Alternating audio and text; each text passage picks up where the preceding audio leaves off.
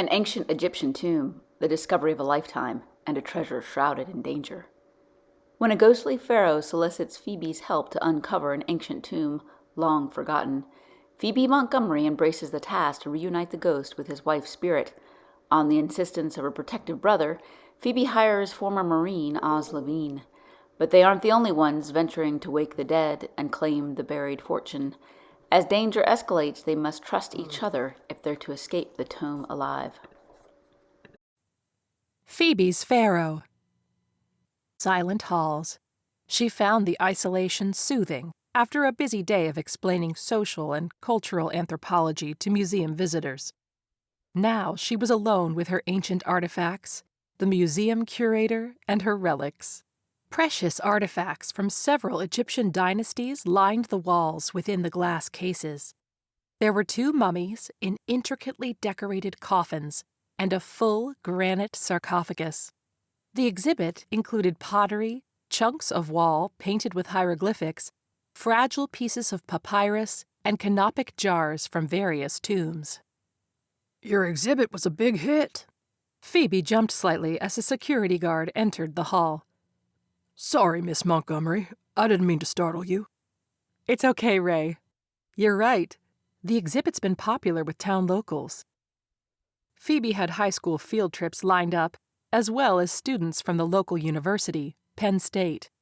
Today, the visitors had been mostly middle school children. The elaborate ancient Egyptian exhibit was on loan to Phoebe from the American Museum of Natural History in New York. It took me a year and reaching out to numerous larger museums to get them to loan all these exhibits to us. Finally, we have the Phantoms and Pharaohs showcase. Phoebe spread her arms wide, even though all of the spotlights had been turned off after hours. She'd been especially delighted to assemble this collection, since ancient Egypt was one of her favorite eras to study. You should be proud. Thanks, Ray. I'm going to head back to the security office. Let me know when you're leaving and I'll let you out. He turned, flashlight in hand, and walked away from the Egyptian exhibit. A flicker of light caught Phoebe's eye beside the black granite sarcophagus. Was a canopic jar glowing? The jar was a typical flat-based, cream-colored limestone jar from one of the late Egyptian dynasties. The lid had been carved into the shape of a jackal, long ears and narrow snout, representing the god Duamatef. Phoebe wondered if one of the patrons had brought a glow stick and left it behind. But how had it gotten behind the glass exhibit case? On closer inspection, her initial observation was right. The canopic jar was glowing green, and the color was expanding outward. The light coalesced outside of the glass case and took the shape of a bronze-skinned man who appeared translucent. Phoebe screamed. She stumbled backwards, bumping into the stanchion and the red rope surrounding the sarcophagus, and tumbling to the floor. As she scrabbled around to look at the apparition, she desperately scooted away from it on her butt, pushing with her feet. My apologies. The ghost spoke with a deep male voice. I didn't mean to startle you. Can you please stop screaming? Phoebe clamped her hand over her mouth, shaking her head. She tried to regain her composure, even as she stared upward at the ghost of an Egyptian pharaoh. The apparition had an oblong face and wide eyes. An elaborate headdress stretched from above his eyelids into a rectangle. In the center was the motif of a gold snake in an S shape. A pastiche, the traditional fake beard that designated him as sovereign in ancient Egyptian custom, protruded from the ghost's round chin. The fake beard was painted blue and gold. "This isn't happening," Phoebe stammered, but blinking didn't make the apparition disappear. "I've been working really long hours preparing this exhibit. This is just stress." She hardened her gaze at the ancient Egyptian and shook her finger at him. "You're just a manifestation of stress." The ghost gave her a pitying look. I'm sorry, dear lady, to have frightened you. I may not be of the physical world, but I assure you I'm real. A flashlight beam struck Phoebe's face, and she screamed again. "Miss Montgomery?" "Ray!" She clutched a hand over her chest and felt the rapid, steady pounding of her heart. Sorry, I didn't mean to scare you. I heard a commotion back here. Are you okay? Yes, thank you. I just tripped over the boundary rope. Ray extended a hand and helped Phoebe to her feet. Judging by the way he had no reaction to the presence of the shimmering, semi-transparent Pharaoh standing just 5 feet away from him, Ray clearly couldn't see the ghost. "Thank you," Phoebe repeated, smoothing down her skirt and tugging a strand of her blonde hair out of her face. Are you hurt? "Just my pride," Phoebe thought. "No, I'm fine." You should file an incident report. If an injury turns up out of your fall, you'll want documentation of that. Okay, I'll do that. Thank you, Ray. He adjusted the belt on his blue uniform and began walking away, back down the hallway. Phoebe shot a glare at the ghostly Pharaoh. "My office, now," she hissed. Beg your pardon? Ray asked, turning back toward her. She forced a smile. "I'm going to head to my office now." Ray nodded and continued walking away, a whistle and a spring in his step as he strode down the darkened hallway. Phoebe made quick strides to her office and closed the door behind her the moment the Pharaoh was inside. She paced the small space back and forth, marching in front of her bookcase. "Amarteus?" she eventually murmured. The ghost gave a delighted smile. Well done. What gave it away? "The canopic jar matches the dynasty you're from. One of the later dynasties, 26th through 31st.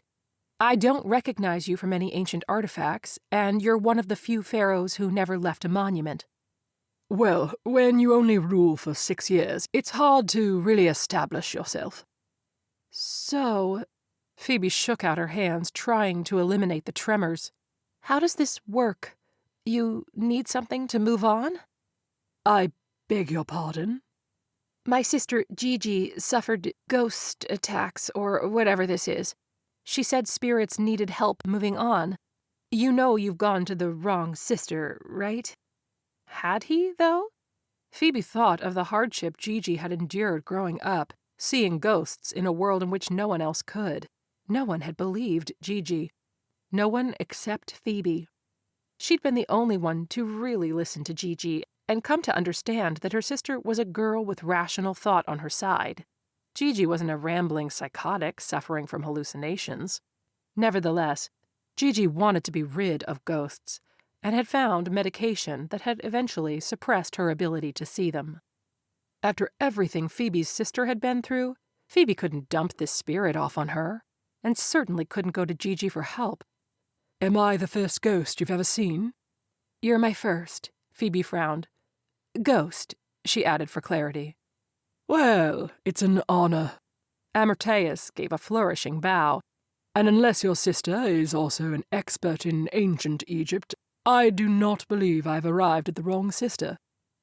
"So, if you're really Amarteus, how is it I understand you? And why do you have a British accent?" My canopic jar was stored in the British Museum in London for 100 years, give or take. "Ah." Amarteus looked around her office, inspecting the titles of books on the shelves and the figures from the invoices on her desk. You've a pleasant little museum here. Phoebe's museum would seem little to someone who'd spent a century in the British Museum. She leveled her gaze at him. "You're buttering me up for something." Phoebe slumped down in her desk chair, and her feet instantly thanked her. She'd been on her feet all day, ensuring the museum ran smoothly during operational hours. She'd been museum curator for just over a year now, and had been striving to prove herself. Right now, though, Phoebe just wanted to kick off her shoes and sink them into the soft, plush rug she kept beneath her desk, but she couldn't relax until she knew what Amarteus needed in order to move on. She couldn't have him haunting her ancient Egyptian exhibit, Pharaohs and Phantoms. Phoebe had thought that was just a clever name, but perhaps whoever had come up with the title had known the exhibit was haunted. Amarteus steepled his translucent fingers. I would like to be reunited with my wife, Hiani. I'm worried that if I cross to the other side without Hiani, I won't be able to find her again. Phoebe felt her defensiveness dissolve. This is all a 2,500-year-old love story? Amarteus hesitated. If I answer yes, does that motivate you to help me find her, or discourage you Despite Phoebe's own disastrous history of relationships, she'd clung to her romantic ideals. The idea of a man wanting to reunite with his wife, and of him waiting 3,000 years to do so, definitely tugged at her heartstrings. However, Phoebe wasn't going to reveal such weakness to a ghost. Besides, how difficult could finding his wife in another museum be? She sighed and tried to make it sound more like irritation than surrender. "I'll help. I've got access to hundreds of museum databases. I can find who has your wife's canopic jar, but then what? Hopefully you don't expect me to take your jar there. I can't steal your jar from the current exhibit because it's only on loan to me, nor can I steal your wife's jar from another museum." She reached for the water bottle on her desk, taking a sip as she leaned back in her chair. Right, Amarteus nodded. Well, there'll be no theft involved. Her canopic jar is still buried near the Hawara Pyramid. Phoebe sat up, choking on her beverage. Egypt? You want me to go on an excavation? I'm not an archaeologist. You don't need to be an archaeologist, because you'll have me. I can help you. Since you know where Hiani is buried, why can't you find her yourself? All the tombs of the wealthy have wards, symbols carved into the walls that prevent spirits from crossing into them. I can't cross them to go to her, and she can't cross them to come to me. You weren't buried together? We didn't die at the same time. I was executed and buried decades before Hiani died, hence why she wasn't buried with me. He stroked his fake beard, staring solemnly at the ground. But you do know where? Precisely. And you need someone of flesh and blood to fetch her for you? Yes. If Hiani's relic is physically carried beyond the wards, we can be reunited. What if she's already moved on and didn't stay as a spirit? Then I'll go in peace. Cross over, as you say, knowing at least she isn't trapped and waiting for me. Even without the love story attached, as a museum curator, the idea of making a brand new Egyptian discovery appealed to Phoebe. She wasn't an archaeologist, but she didn't have to be one if she had a ghost leading the way. Such a monumental discovery could massively advance her career. Okay. Okay? I'll help you, Phoebe agreed, feeling an ominous weight to her words. Splendid! Amarteus beamed happily. Not really, Phoebe frowned. I only have the contents of this exhibit on loan until the end of the month, which means I only have you until the end of the month. Since she'd been planning an international trip for later this year, and she'd been to London before, she had an updated passport. She considered the nightmarish logistics. Booking time off work, securing permission to intrude on an excavation site, booking flights and hotels, and figuring out what to pack. Phoebe rocked slightly in her chair as she thought about Amarteus and his canopic jar. If the Pharaoh was going to be reunited with his wife, and his spirit was metaphysically connected to his jar, the jar would have to come with Phoebe to Egypt. If she were caught with the jar, she'd be arrested for theft, and her entire career would be ruined. Equally horrific was the idea of the jar getting broken in her luggage bag, as oblivious airport personnel tossed it onto the cart of the tarmac. The ancient limestone was as fragile as fine china. Yet Phoebe had to figure out a way to make this work. She couldn't have a ghost haunting her museum. She certainly couldn't have Amarteus randomly appearing in front of her, making her seem unstable or downright crazy to those who couldn't see him. Phoebe pinched the bridge of her nose. We have an additional confounding factor. I can't just steal your jar off the exhibit. Not only because I don't have keys or the ability to shut off the security camera, but also because I can't help you if I'm in jail. Only the security guards had access to the keys of the display cases, and they monitored and controlled the areas. Would you be able to retrieve something from within the canopic jar and leave the actual jar behind? Amarteus asked. The Pharaoh's question conjured images of a dried-up organ in his jar. In the case of the jackal-headed jar, representing the god Duamutif, Amarteus's stomach would have been placed inside. Of course, after thousands of years, there'd be no organic material remaining. In addition, the artifact had long since been cleaned by the excavators who'd uncovered it. But if it didn't contain the physical remains of Amarteus, or at least part of him, What did the jar contain? What's inside? Phoebe asked. An emerald. My wife left it for me when I died. I'm certain if there were any valuable gems inside your jar, they'd have long since been removed. I assure you, it hasn't been removed. My spirit is connected to the emerald, not the canopic jar. The gem is within the jar. It's just not visible by casual inspection. Phoebe frowned. I thought Egyptians believed the window to the soul was the heart. That's why the heart was never jarred like other organs, but left inside the mummified body. How come you're attached to that gemstone, not your corpse? Amarteus crossed his arms. Some also believed a person's heart would be weighed in the afterlife by Anubis. If the god found it heavy from a corrupt life, it would be fed to the monster Amit. However, it turns out some of our beliefs were incorrect. He sighed. In any event, the soul isn't attached to any one organ, and in my case, my spirit has latched on to my wife's emerald. But how do I remove the emerald? Phoebe demanded. I can't go about smashing the jar. She thought about the security cameras that would catch her in the act. Plus, the thought of destroying ancient artifacts soured her stomach. Amarteus smiled reassuringly. There's a hidden compartment. I'll tell you how to unlock it. Chapter 2. Kenneth watched Phoebe Montgomery walk into a pool hall. What was she up to? He'd been following the curator ever since the Egyptian exhibit had opened at her mini-museum, waiting for her to take the bait from the Pharaoh.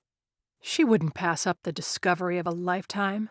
An undiscovered tomb was a dream of any archaeologist or museum curator, especially when so conveniently handed to them through the spirit of someone who knew the precise location. Phoebe had packed and driven to Washington, D.C. in such a hurry that Kenneth could only surmise Amarteus had introduced himself, and Phoebe had accepted the task almost immediately. Why she picked D.C., though, Kenneth didn't understand. Egypt would be next, he assured himself. He needed to be patient and continue to watch her from the shadows.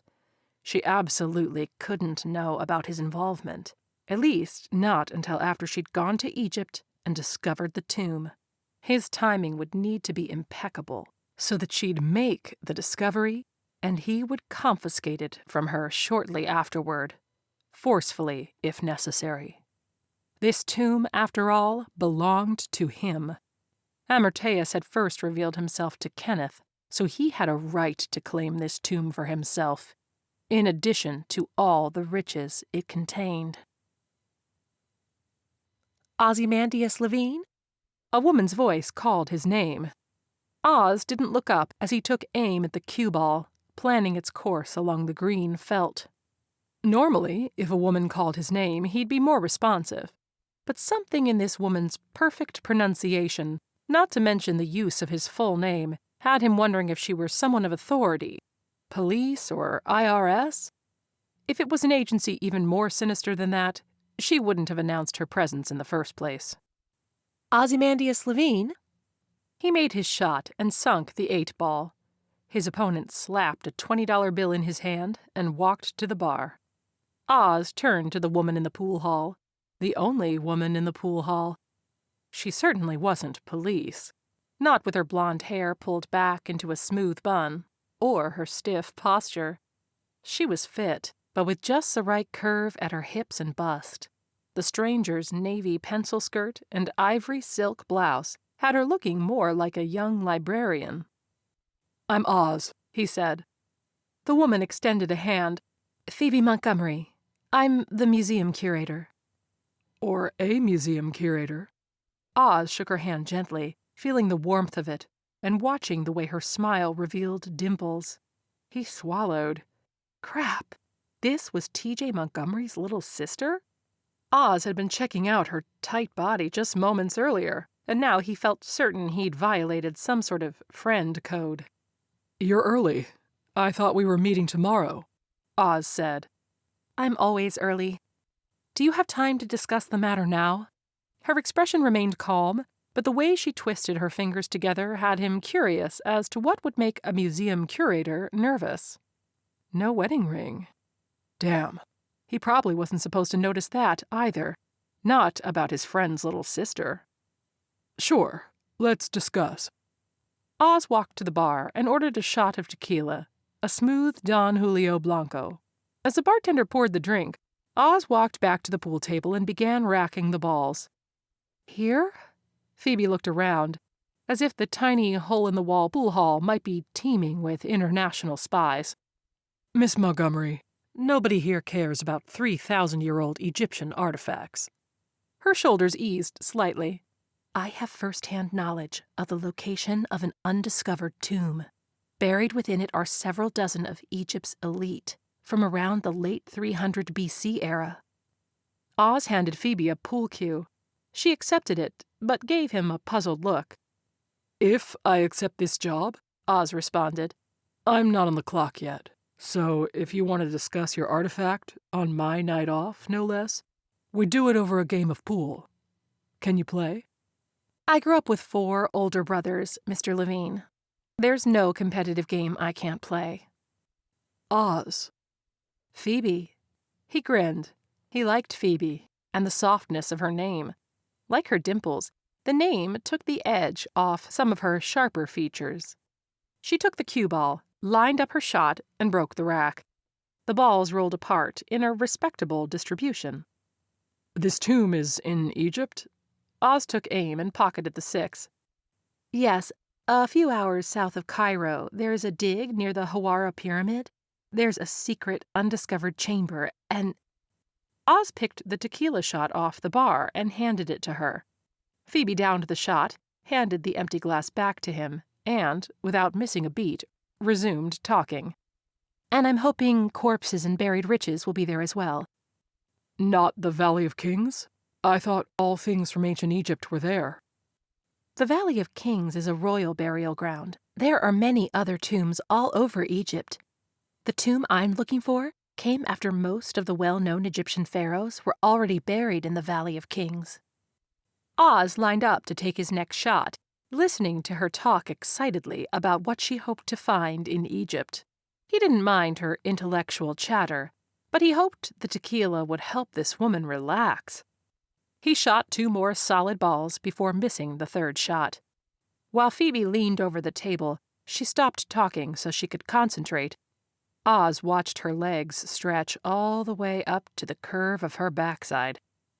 He rubbed his neck. He definitely shouldn't go on a week-long international excursion with this woman. She was smart, stylish, and attractive. And she was TJ's little sister. Phoebe took aim at the 15. Amarteus pointed his fingers towards one edge of the billiard ball. Aim here. If this barbarian wants you to prove yourself in a game of billiards before he'll help you, then we'll feed him to the scarabs. Phoebe made the shot, and the ball rolled straight into the corner pocket. However, she didn't consider Oz a barbarian. In fact, from her brother's description, he was a military patriot. She cleared her throat, trying to get the burn from the tequila to recede. Phoebe didn't normally do shots of liquor, but she was nervous and didn't want Oz to notice. As she lined up her next shot, Amarteus again pointed to the spot on the billiard ball she needed to hit to send it spinning off at the perfect angle. As she lined up the shot, Phoebe said, "TJ said your parents were from Egypt." Yes, Oz nodded. But that doesn't make me an expert in anything Egyptian. That's okay. I'm the expert. I need you to be my navigator. I want to hire you because of your military background, not your cultural origins. One by one, she knocked the next few stripes into pockets, then walked around to set up a shot at the 8th ball. Phoebe hadn't originally thought she'd need protection. Not until she'd told her brother TJ where she was going. He was aggrieved and demanded she not go to Egypt alone. At first, she'd accused him of being an overprotective military brother, but when TJ had cited several recent instances of violence in the country, she'd caved. He'd given her the option to take one of her brothers or hire somebody. Phoebe didn't want to take a trip with any of her brothers, who'd all have a slew of questions about her uncharacteristic behavior in dashing off to Egypt. After listening to that excuse, TJ recommended Oz instead. Oz now stood in her way, crowding her at the pool table and looking down at her. You're a Caucasian American woman traveling to Egypt. You will need a security detail.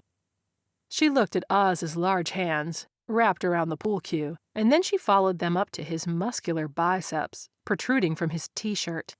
Her eyes traveled higher, to the sinuous muscles of his neck and his firm, square jaw. Oz had clearly kept in shape since leaving the Marines. "I realize that," she agreed. "I want to hire you to be my security detail." Her heart beat faster at Oz's uncomfortable proximity. Must be the tequila. I'm just one man. Phoebe glanced at his lips before looking up into Oz's intense, dark eyes. "That's all my budget can afford." When he took a step back, she could breathe again.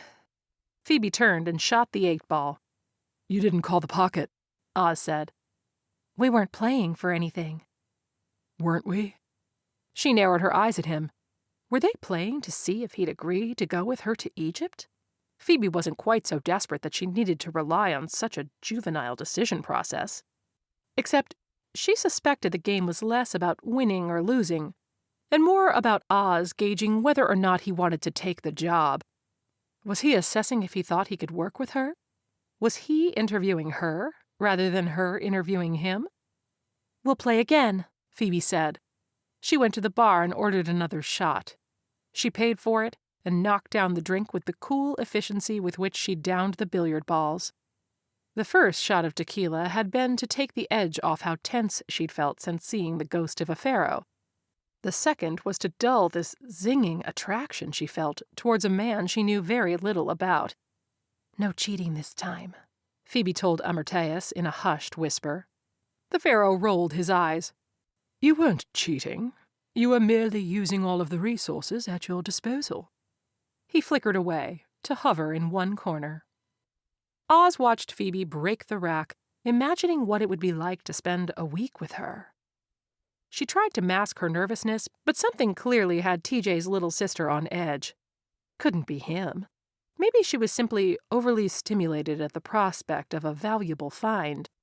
But this wasn't all excitement. A nervous, dangerous energy lurked beneath that surface.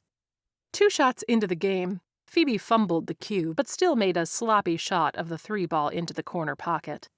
She was evidently unaccustomed to 2 shots of liquor in a single 15-minute time span. "You're not drinking?" she asked. I don't drink. She tilted her head to one side. "Then why come here?" Show me a pool hall that doesn't serve alcohol. "Okay, fair enough," Phoebe shrugged. The last words came out slightly slurred. She took another shot, and the cue ball completely missed its target. She stared at the cue stick in her hands, as though insulted that it had the audacity to defy her. Did you eat anything before those drinks? "No." Her answer almost sounded like a question. No? She screwed up her face. "No." Although it wasn't her turn, Phoebe took aim to take another shot, looking unsteady. Okay, give me the stick. He eased it out of her hand, despite her protesting pout. Let's get you hydrated. Oz bought a bottle of water before bidding the bartender good night. Phoebe drank the water greedily as Oz escorted her out of the bar. "Where are we going? I'm not in any shape to drive. I don't really drink much." You don't say. "If we stay inside and I drink some water, I'll be fine in an hour." Have you booked a room somewhere? "No. I drove into town and came straight to see you. I saw a Holiday Inn that way." Phoebe turned and started to walk away from him, vaguely in the direction in which she'd pointed. Oz steered her back toward his car. Yes, okay, but you can't walk there. "Can you drive me?" Sure. He helped her into his Explorer and started the engine. "I don't usually drink." Yeah, I got that. Keep drinking your water. Phoebe fell silent as he drove, and Oz wondered if she felt self-conscious about her behavior. Try small talk. So, what makes you think you can find a tomb nobody else has found? Amarteus told me where to find it. Amarteus, the Pharaoh, Yup, verbally told you. yup. Oz pulled into the parking lot of the hotel. Phoebe leaned her head against his shoulder and closed her eyes. The empty water bottle fell to the floor at her feet. Oh, heck. What was he going to do? Get Phoebe a room? Haul her into it and then leave? Oz pulled out of the parking lot and drove to his apartment. Once there, he helped Phoebe out of his car and practically carried her up the flight of stairs. He unlocked the door and shoved it open. With Phoebe leaning into him, they entered his apartment side by side. "Thanks for getting me a room," Phoebe said, her voice a tired, sultry tone. "You might not thank me in the morning." She might be furious he'd taken her to his place, but it seemed better than dumping TJ's younger sister in a hotel room. He considered his present options: couch or bed. No, not the couch. He was currently reupholstering it. Oz walked her into the bedroom and eased her onto his bed. Don't tell TJ I drank too much. "Your secret's safe with me." He pulled off her pumps to reveal pink toenails. Throwing a blanket over her to keep her warm, Oz considered the timeline from when TJ had first called him to when Phoebe had arrived at the pool hall. She must have started driving as soon as Oz had agreed to meet her. No wonder she was exhausted. But what was so urgent about an Egyptian tomb buried for 2,500 years? Oz looked down at Phoebe as she slept. He glanced at the remaining room on the queen-size bed as he kicked off his shoes. He'd thought his military days of sleeping on hard cots and sandy floors were long behind him. But he couldn't share a bed with a woman he hardly knew, clothed or not. After showering and brushing his teeth, Oz pulled on his boxers. He grabbed a spare blanket from his closet and made himself a bed on the floor of his living room, leaving Phoebe undisturbed. Chapter 3. Phoebe blinked her eyes, prying them open as she began to roll over beneath the covers. She found herself in an unfamiliar bed, in an unfamiliar room. Instantly, the events of the prior night rushed through Phoebe's mind. She remembered everything: the billiards, the tequila, and the Pharaoh's apparition. Her gaze wandered around the room. No Amarteus. No Oz. She flopped onto her back and stared up at the ceiling. Phoebe had never drunk so much she'd had to have someone drive her home before, much less to his home. Too much stress, she guessed. This whole thing with the Pharaoh was going to break her in two if she didn't incorporate some stress relief techniques. Phoebe glanced around the room again. Oz might not be in this room, but he was somewhere in this apartment. Knowing she'd already made quite enough of a nuisance of herself, she didn't want to wake him. But Phoebe did need to use the bathroom. She eased herself out of bed and tiptoed across the room. She peeked out of the bedroom to see Oz sleeping on the floor. At first glance, the living room looked to be in bachelor-style disarray, but she soon realized only the couch was a mess. It appeared Oz was applying new upholstery. No wonder he hadn't deposited her on the couch. Noting that, Phoebe then spotted that the bathroom was across the hall from the bedroom. When Oz rolled over, she ducked back into his room. Phoebe carefully listened, but heard no further movement. She released a slow breath as she crossed the hallway into the bathroom, closing the door behind her. After she'd finished in the bathroom and taken a quick minute to freshen up, she eased the door back open. Oz, she could see, was still sleeping. On her tiptoes once again, Phoebe crept around his bedroom until she located her shoes. She picked them up and left the bedroom. Was Oz a furniture maker? Her brother said they'd served in the Marines together, and then Oz had gone into some type of special operations section. According to TJ, Oz had recently left the Marines and was currently between jobs. Her brother had told her Oz was getting his civilian legs back under him. Was that a thing? She had no doubt soldiers needed a certain amount of time to reacclimate to civilian lifestyle. Now Oz played pool, sober pool, on a Friday night, and reupholstered his own couch. Okay, maybe Phoebe could envision that lifestyle for him. After all, he seemed at ease. Oz also seemed like a decent human being, and a rational one. Not the sort of person who'd follow Phoebe to Egypt if she claimed she was taking orders from the ghost of a pharaoh. Oz would probably drive her to the nearest psychiatric ward if she shared such hallucinations with him. Hell, she'd been tempted to drive herself there. Except Phoebe knew this wasn't a hallucination. She knew because her sister had been able to see ghosts too. Phoebe was the only person Gigi trusted with the knowledge of her visions. Mild sedatives seemed to have severed the connection and eased her sister's tortured anxiety. As a result of taking them, Gigi hadn't seen any ghosts in years. At least, none that she'd confided to Phoebe. Gigi would have been a great resource for Phoebe to turn to now, but she didn't want to stir painful memories for her little sister, especially since Gigi had worked so hard to suppress them. Besides, the task seemed simple enough. Travel to Cairo, locate the tomb, free Amarteus to move from this dimension to the spirit world.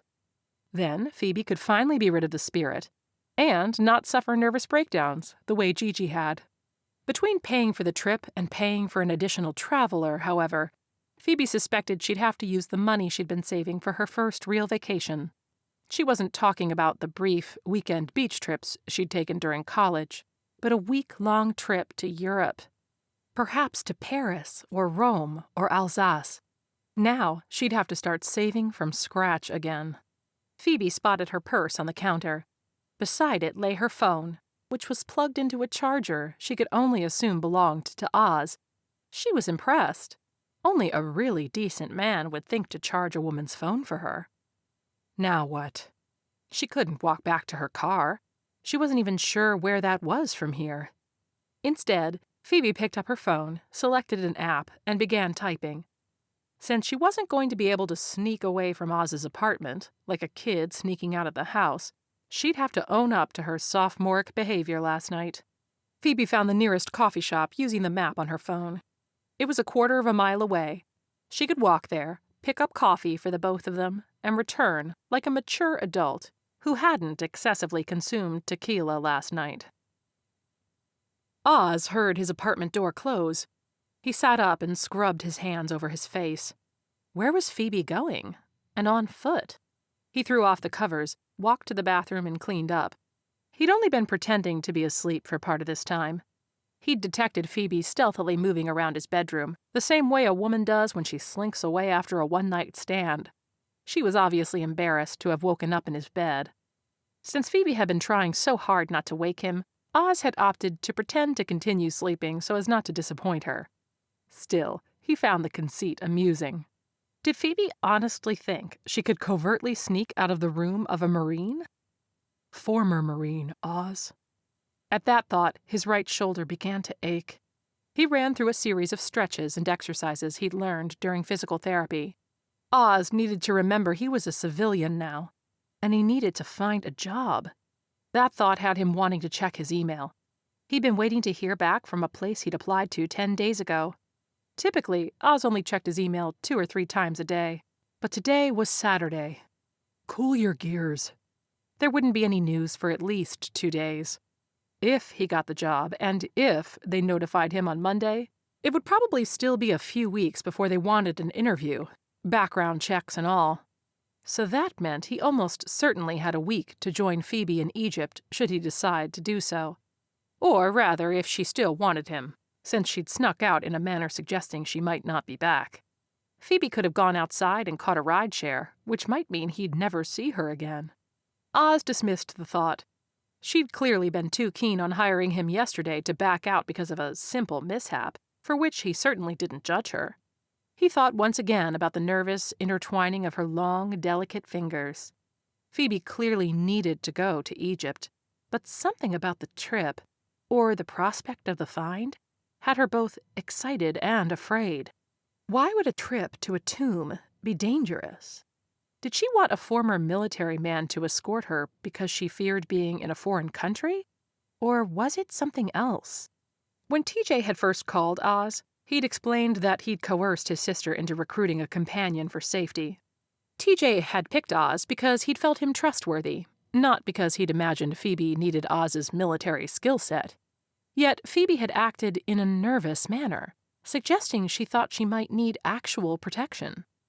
Oz pulled on a pair of blue jeans and walked back into his living room.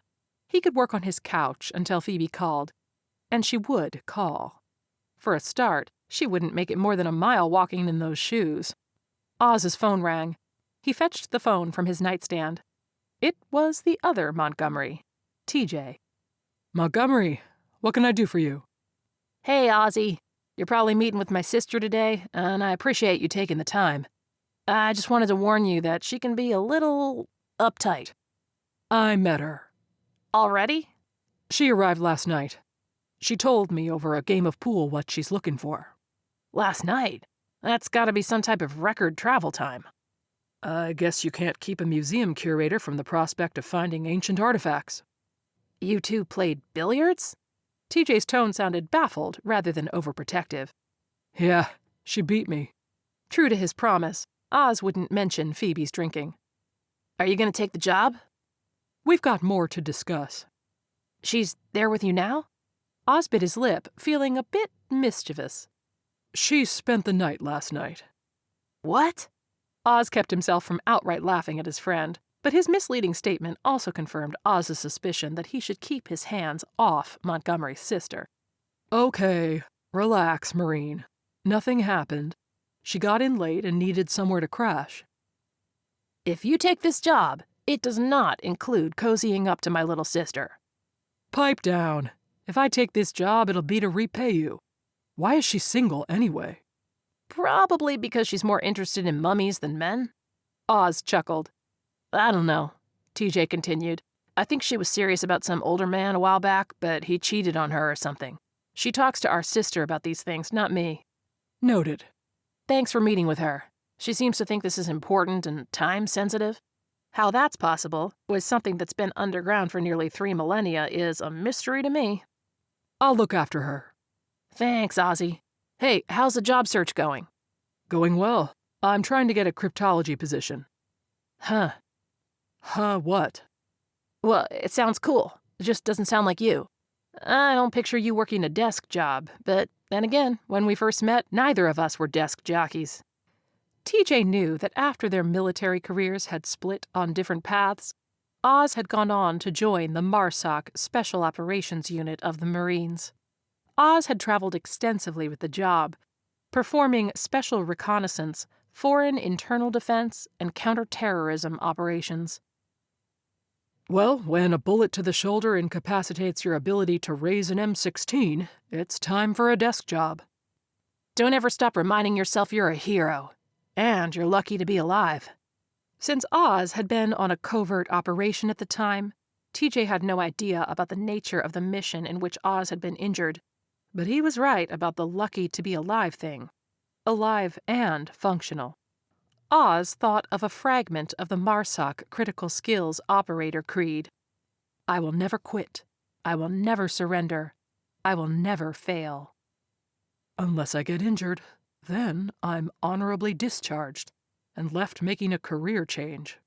But an honorable discharge wasn't quitting or surrendering or failing, and Oz was ready for a change.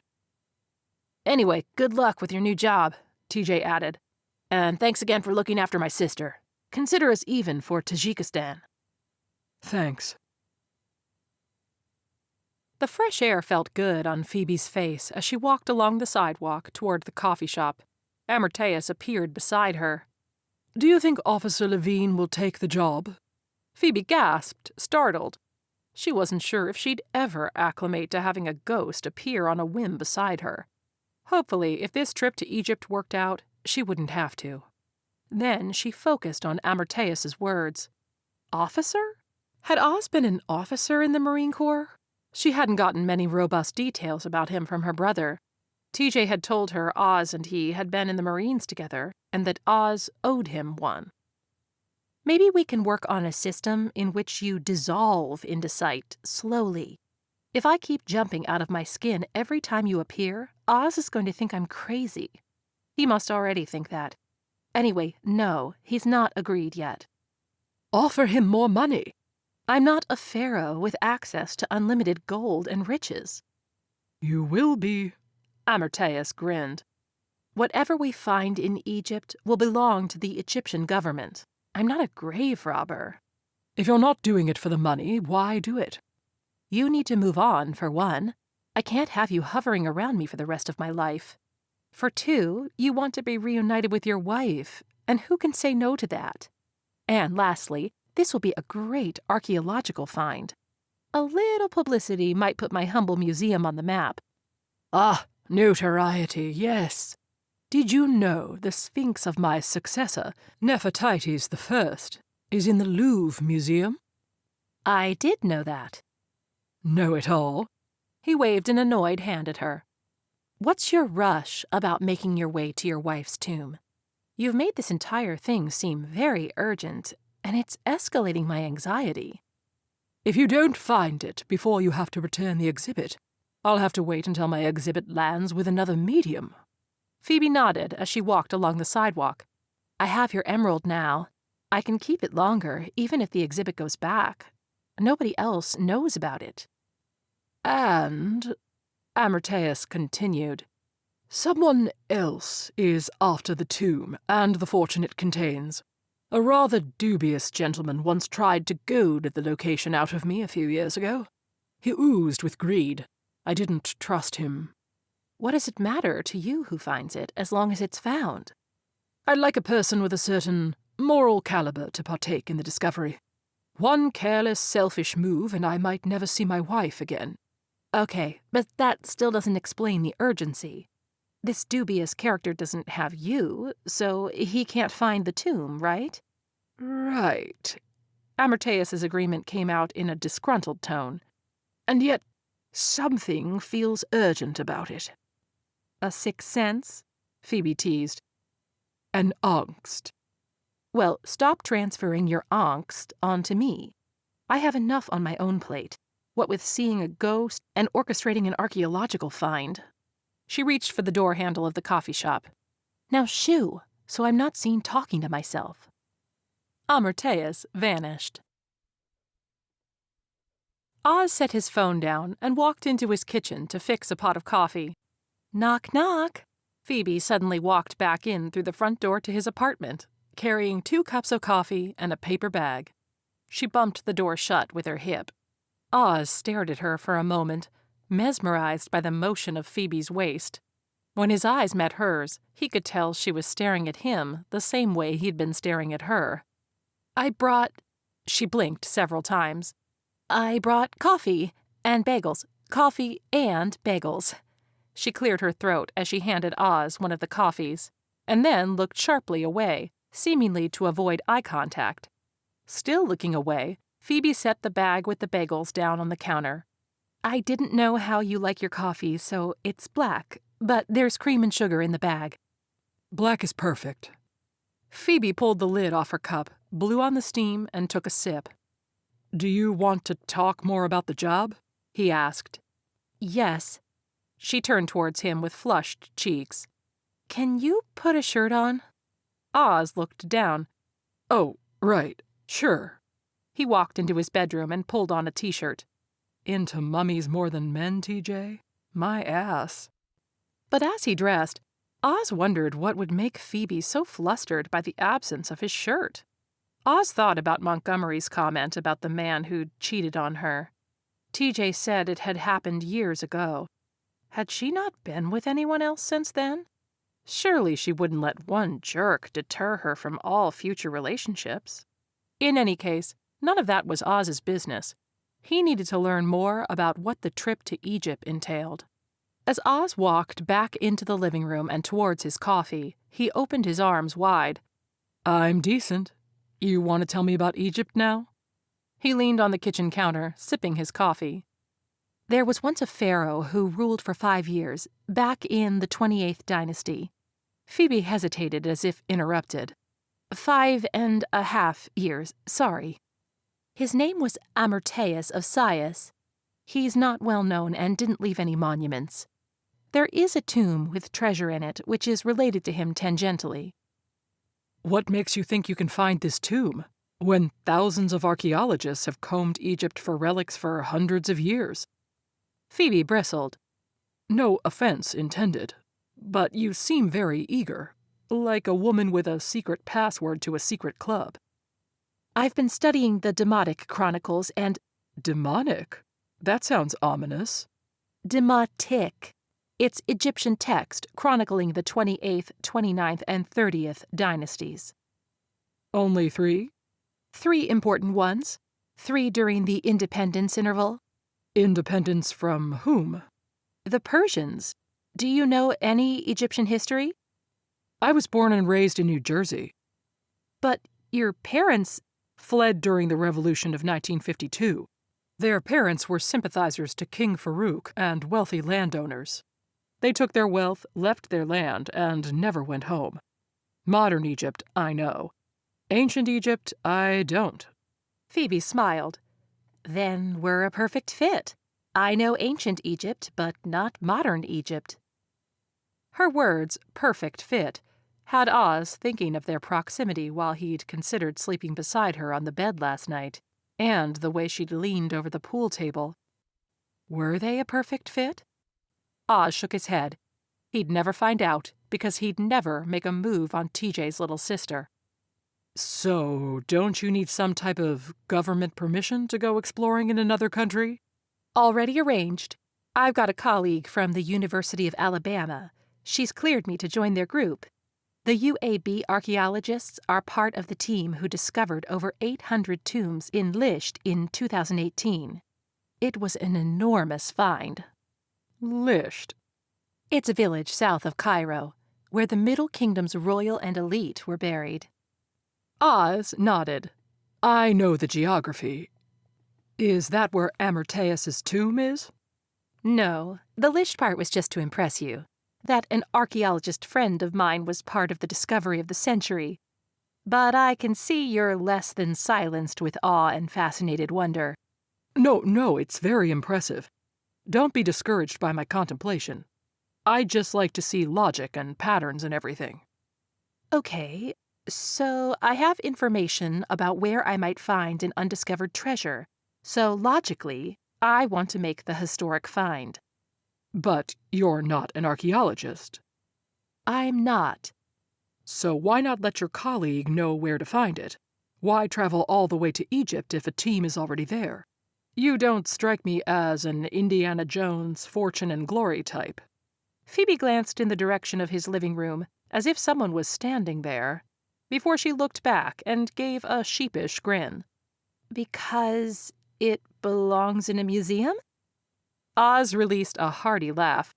Phoebe was startled at first, and then she laughed with him. Oz felt a knot of tension. There was no way he could take an international trip with this delightful woman. When do we leave? Chapter 4. Phoebe rented a hotel room in Washington, D.C. later that day, and then spent 3 days preparing for their upcoming trip. She used her laptop to book flights and hotels. She'd already packed clothes for the trip, but now she had time to consider all the additional items they'd need, and also bought flashlights, face masks, glow sticks, and water canteens. She carefully arranged the contents in her luggage. You are quite prepared, I believe, Amarteus said, dissolving in slowly beside her so as not to startle her. I hope so. I'll probably still look like an amateur to Oz. I believe, my dear, that everyone looks like an amateur to a man like Officer Levine. Why do you say that?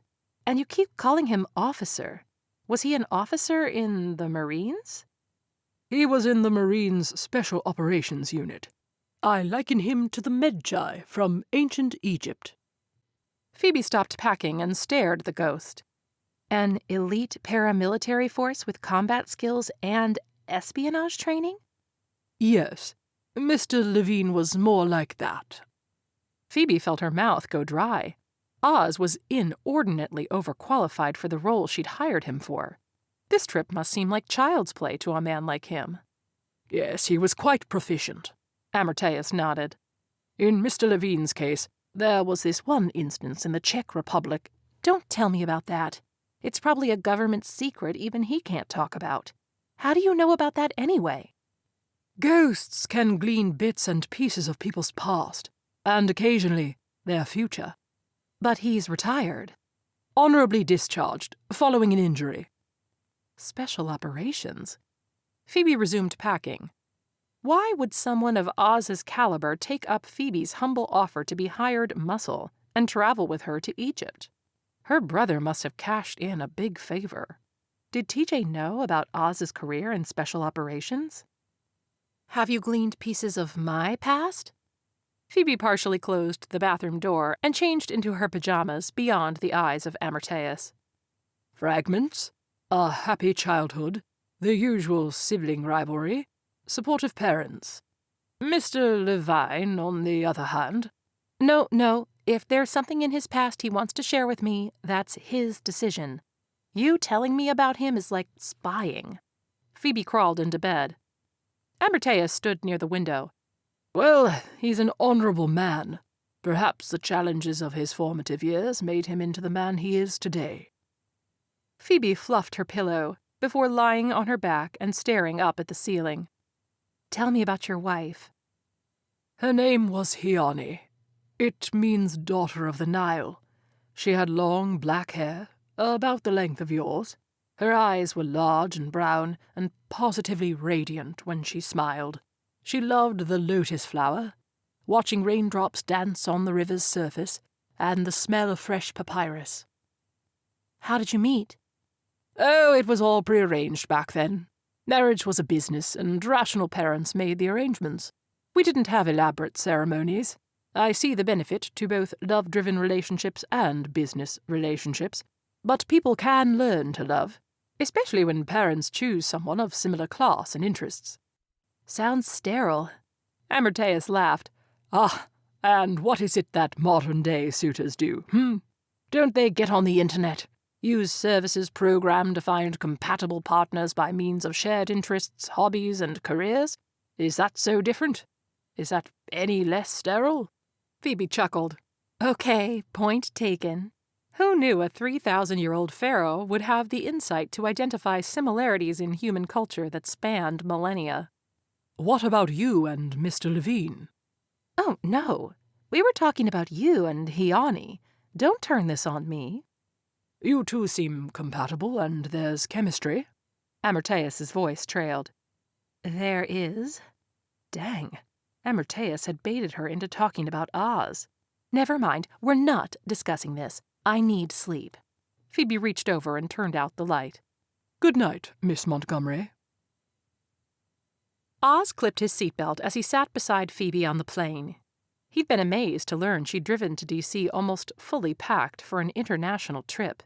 She'd either been highly confident that Oz would join her, or determined enough to go with or without him, regardless of his decision. Based on Phoebe's sense of urgency, he suspected the latter. Business class is nice, he commented. Phoebe slid her shoulder bag under the seat. She wore jeans and a pink blouse. The look was more relaxed than when he'd first met her, though her hair was still pulled sharply back and up. I thought you could use the extra legroom, Phoebe explained. It's not first class, but it's more comfortable than cattle class for an overseas flight. First class is out of my budget.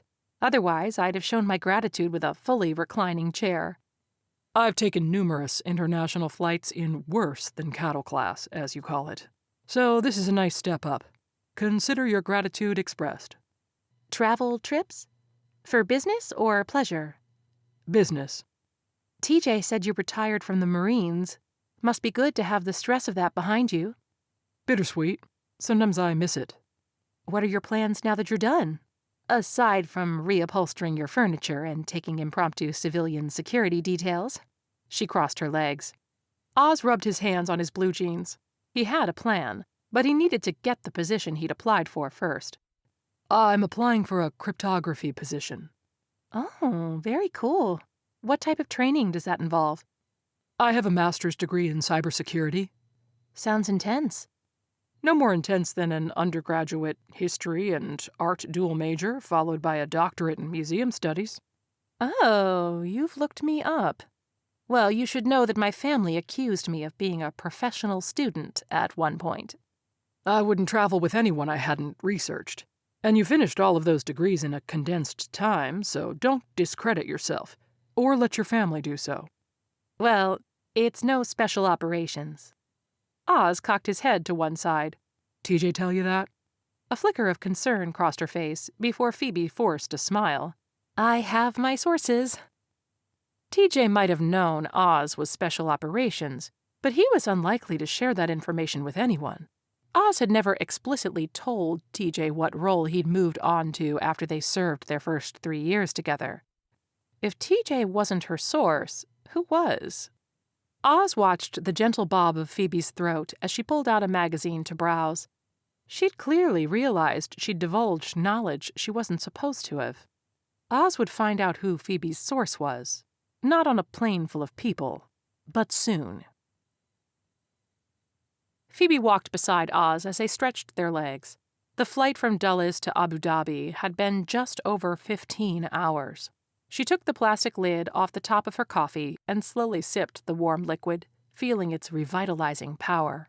I noticed you always do that with your coffee. Take the lid off. You know they put that hole in the lid for you to drink through? Oz demonstrated by drinking his own coffee with the lid still in place. Phoebe chuckled. Yes, I'm aware. I have this aversion to drinking that way. It's always felt like a sippy cup when I drink with the lid on. Oz grinned and took a sip with his lid firmly in place. I guess I'm embracing my inner child. No, I don't judge anyone else. I know it's my own quirk. They took seats beside each other in the terminal as they waited for their next flight. I have to ask, Oz began. Why not bring your boyfriend or TJ on this trip? Why hire a stranger? I don't have a boyfriend, and my brothers, any one of them, would pester me. No boyfriend? Is that because you work too much? It's okay. Sometimes people get wed to their work. I didn't date much during my last job. Phoebe suspected the reason was as much the nature of Oz's work as the time he'd spent performing it. I have trust issues. As soon as Phoebe blurted out the confession, she wished she could take it back. A man like Oz wouldn't let such a detail-free statement serve as a satisfactory explanation. Lots of people have trust issues. That doesn't prohibit dating. I dated a married man. She cringed at her own words. I take it that didn't end well? I didn't know he was married. I should have, but I didn't. Oz raised an eyebrow. He knew, though. His tone sounded curious rather than judgmental. Well, yes, and it gets worse. Does it? He was my college professor. I was 20, he was 40. 40 and married. He taught art history. He's why I fell in love with Egyptian art. Anyway, I was young and stupid, and he cheated on his wife because of me, for 3 months. A whole 3 months? She elbowed Oz lightly in the arm. Don't make fun. Truthfully, the way Oz simply listened made it easier to share her tale, and it was almost cathartic to confess her past to him. Oz reassured her. He didn't cheat because of you. He cheated on his wife because he's a scumbag. You can't blame yourself for that. Thanks. Now, back to the part about you sleeping with a man twice your age. Oz shook his head. That's on you. She turned her nose up at him. Anyway, as soon as I found out, as soon as one of my classmates pointed out he was married, I confronted him. Good for you. How'd that go? He said, of course he was married, despite never wearing his ring, and not to worry because I'd earn an A in his class. We hadn't even taken final exams yet. I felt so cheap, like I'd traded sex for grades. Oz's jaw tensed. What did you do? I stayed in the class and earned my own damn A, all the while nursing what I thought was a broken heart. You don't think it was broken? It wasn't love, it was infatuation. That involves lust, not love. If the heart was never truly involved, then it couldn't have been broken. Oz sipped his coffee. Sounds logical. What? He hesitated before asking. That's the last guy you've been with? 8 years ago? Phoebe felt heat creep from her neck into her cheeks. I've dated. The defensive tone in her own voice irritated her. She'd dated, but never lost herself to a relationship since then. She'd never trusted her own emotions enough to turn them loose and indulge in a romantic relationship. She'd been called stiff, aloof, and probably worse. One man she dated had accused her of setting her standards too high. higher than any man could achieve. She'd never given him any set of standards to meet. She just hadn't been willing to sleep with him, as if flowers and chocolates were supposed to make her crawl into his bed. Trust. That's what had been missing. Phoebe had never found unwavering trust in a man, and maybe she'd never completely trusted herself either. She'd poured out her hopes and dreams and everything else about her and her family to a man who'd used her and sent her on her way. But was it trust that had made her tell Oz her dirty, shameful secret? A secret that suddenly didn't feel so dirty or shameful anymore? Oz shifted his weight in the airport chair. Your professor shouldn't have said that about your grade. He shouldn't have made you feel cheap. I hope you've come to recognize he's an asshole. Yes. Yes, I have. Phoebe's legs felt wobbly after they left the plane. She hadn't slept well on the flight. Instead, she'd watched Oz sleep like a baby, his long legs extended, sinewy arms crossed, and his dark eyes closed. Now they'd arrived in Cairo, Phoebe tossed her bags over one shoulder and followed Oz through the terminal to the baggage claim. While she waited on the concourse, she checked work email on her phone. No crisis at the museum. A kid had been caught sticking gum to one of the Ming Dynasty Chinese vases, but that had been the extent of the excitement. She hated missing even one day of her prize exhibit being showcased, but circumstances being what they were, she'd had to go to Egypt. Amarteus needed to fully cross over to the spirit world, and Phoebe had a chance to make an amazing discovery by finding this tomb. She'd gone over the details of the tunnel and tomb with Amarteus. Although she'd gotten the distinct impression he'd forgotten many of the details, Phoebe hoped once they were physically in the passageways, he'd remember more. Are you okay? Oz asked. He was by her side, holding her by the elbow. Phoebe looked down at where he'd touched her, and then back up at him. She was surprised to see his expression of concern. I'm fine. You were teetering. I don't teeter. You haven't eaten and you looked unsteady. I'm okay. I don't like to eat much when I travel, and I did eat while you were asleep. Thank you very much. He narrowed his eyes at her. That was a protein bar. That's not enough for a mouse over a 12-hour period. I'm probably just dehydrated. Oz released her elbow, reached into her bag, and pulled out her water bottle. She accepted it. You're taking this protection detail a bit far, don't you think? Sometimes people need protection from themselves and their poor decisions. Poor decisions. Phoebe looked away. His words conjured images of her affair with her art professor. Yes, people did need protection from themselves. 8 years, Phoebe. Let it go. As she drank the water, Oz walked away and retrieved their luggage. When he returned, she'd dropped the bottle back in the bag and took her rolling suitcase from him. All better, she smiled. Taxi? Taxi. We're here to check in, Oz said at the reception desk. Reservation for 2 rooms, Montgomery and Levine. The hotel clerk typed in the names with an unwavering smile on his face. His name tag read Omar. Then, Omar's face suddenly fell. He picked up the phone and began speaking in Arabic to the person on the other end of the line. When Omar finally hung up the phone, he pulled his expression back into a smile. Mrs. Montgomery, I'm very sorry, but your room is having plumbing problems. I want to move you to another room, but it will have to be when the next guest checks out. How long will that be? Phoebe asked. Just a few hours. You could have dinner and come back. Oz looked at Phoebe, who'd probably only slept a few hours in the last day. Take my room. I'll wait for the next one. Really? No, I don't want to do that to you. Again. Omar leaned forward on the counter. It has a king-size bed. Oz wriggled his eyebrows at her from an angle the clerk couldn't see. She laughed. I would like to lay down for a little while. After they got the key, the two of them took the elevator to the 5th floor and found the room. Oz inspected the hotel room, not because he anticipated danger, but out of force of habit. The room was modern, with a nice frieze of golden pyramids along the wall behind a king-size bed with crisp blue linen. From the balcony of the room, Oz could see the Nile River. I'm gonna take a walk and let you catch some Z's. Chapter 5. Phoebe unpacked a few things and then went to the bathroom to begin brushing her teeth. "You can rest here. You don't have to wait in the bar or lounge."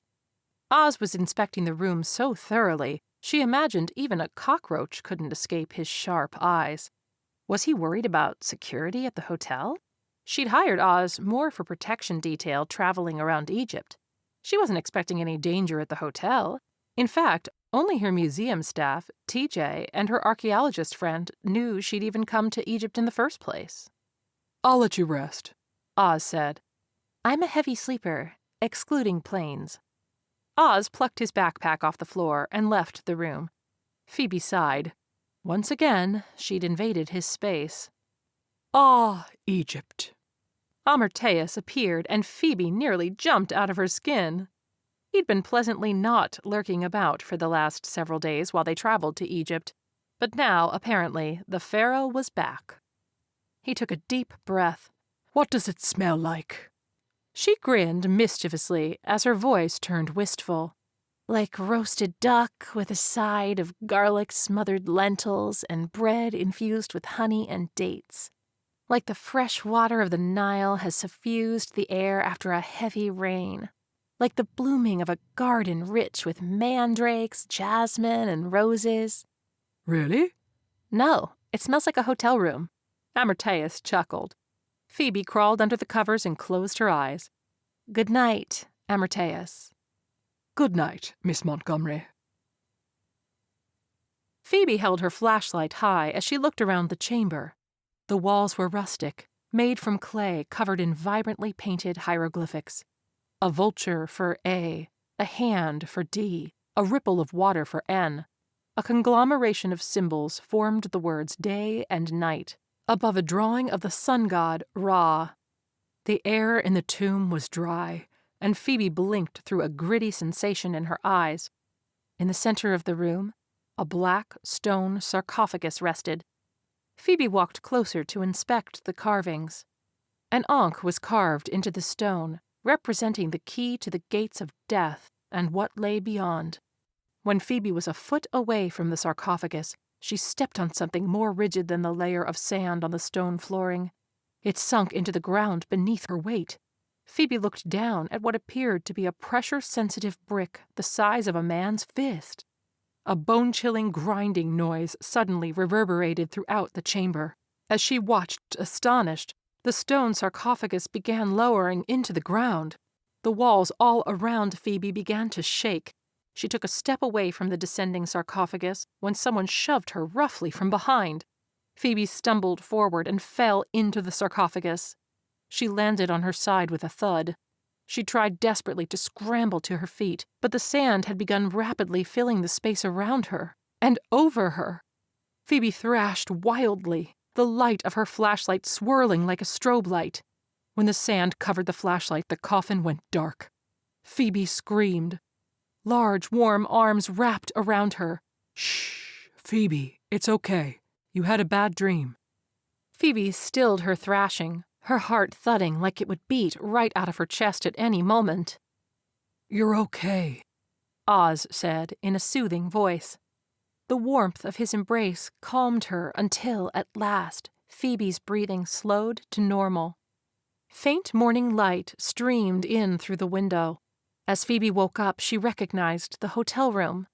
They'd only just arrived, she remembered. She hadn't been to any tombs yet. What had started as a nap must have turned into an overnight slumber. Oz still held her from behind, but he'd relaxed his hold. "I'm sorry. I'm okay." Phoebe eased away from him, from the smell of cinnamon and cedar, the security of his embrace, and the radiance of his touch. Was she ever going to be anything but a nuisance to this man? When Phoebe clambered out of bed, she walked to her suitcase and retrieved her fresh clothes. She took her bundle to the bathroom and changed. There, she splashed water on her face and applied makeup. Amarteus dissolved into the room. I'm sorry about your nightmare. I fear it may be the result of the danger I'm sensing. "What danger?" Phoebe whispered, her tone grouchy with annoyance. I don't know. It's a feeling. Nothing concrete. Well, stop projecting your feelings onto me. Are you okay? Oz asked from the hotel room. She gave Amarteus a sour look before turning and swinging the door open. I'm great. Oz arched a disbelieving eyebrow at her. What's going on, Phoebe? Why are you in this room? She asked. A family of 5, 3 kids, had a flight cancellation and needed to stay another night, so I gave them my room. I napped on the edge of the bed. That is, until you started thrashing about. Okay.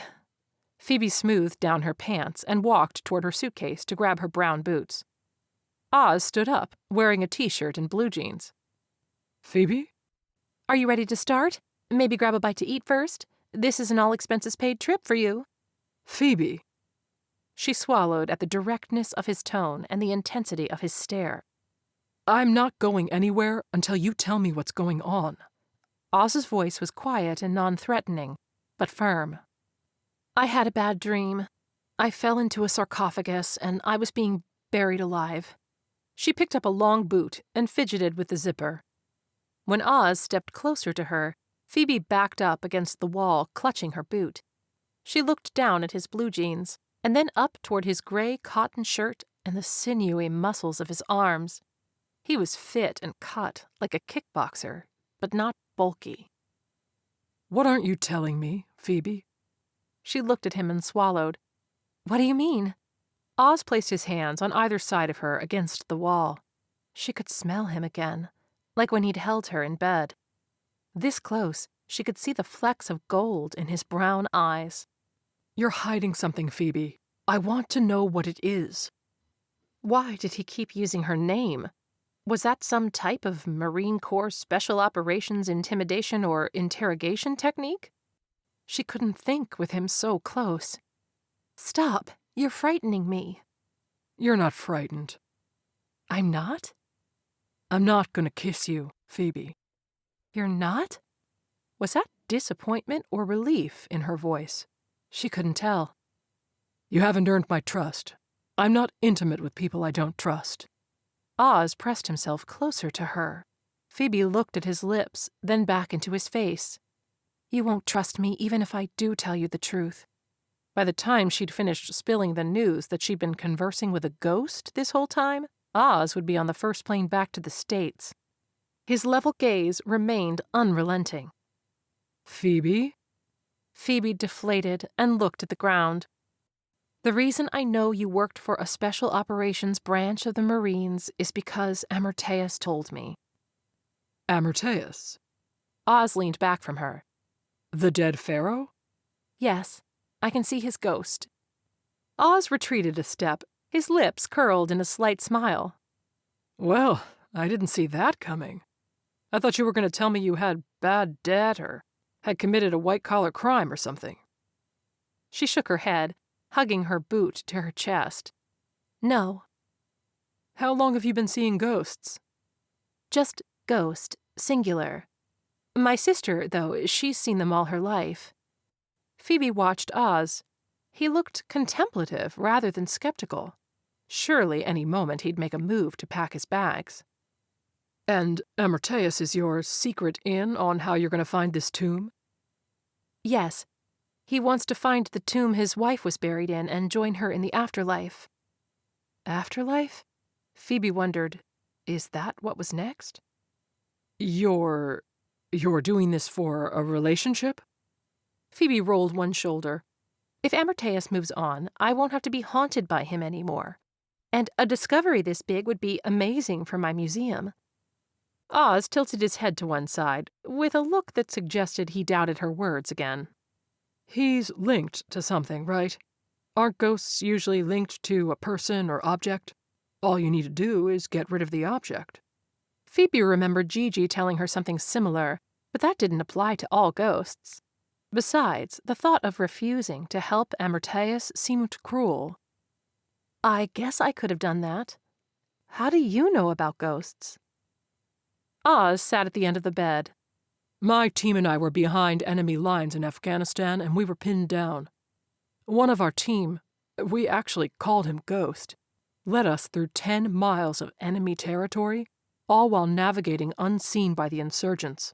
He always had a sixth sense on missions. He confided in me once that the spirit of a fallen comrade was his guardian angel. This angel had told him where to take our team to remain undetected. When a man saves your life and gives the ghost of a soldier the credit, you tend to sit up and pay attention.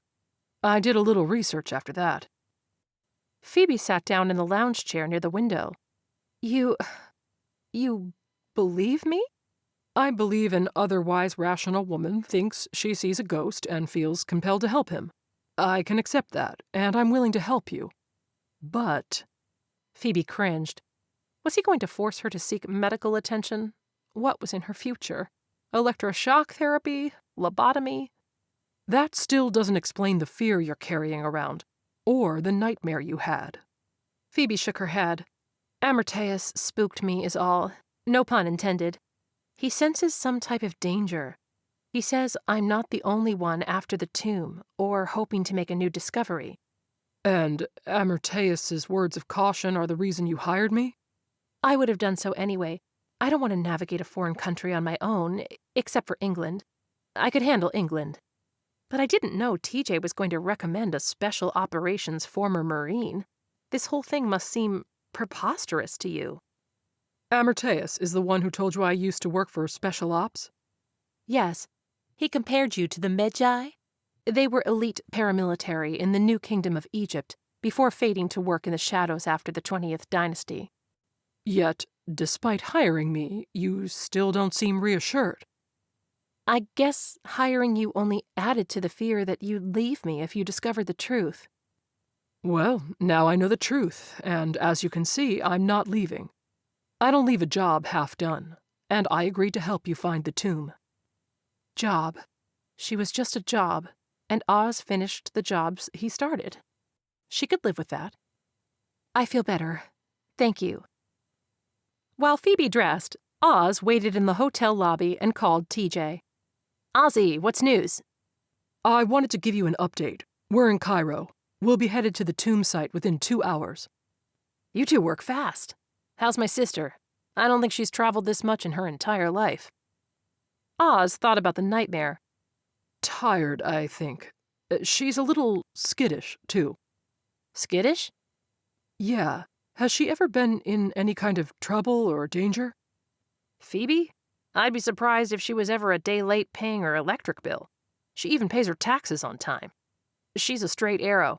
How much trouble or danger can a museum curator get into? She works with artifacts and ancient relics all day. Why do you ask? Oz paced the marble floor. Just a feeling. Probably nothing. I remember your intuition being frighteningly accurate. So if you sense something, watch your back. Watch my sister's back first, then yours. Watch Phoebe's back. Oz had been doing more than that. He'd held her in his arms. Phoebe entered the lobby and walked toward him with long, confident strides. The museum curator on a mission had replaced the woman afraid of her dreams. She wore dark brown boots, tan pants, a blue cotton blouse, and a vest.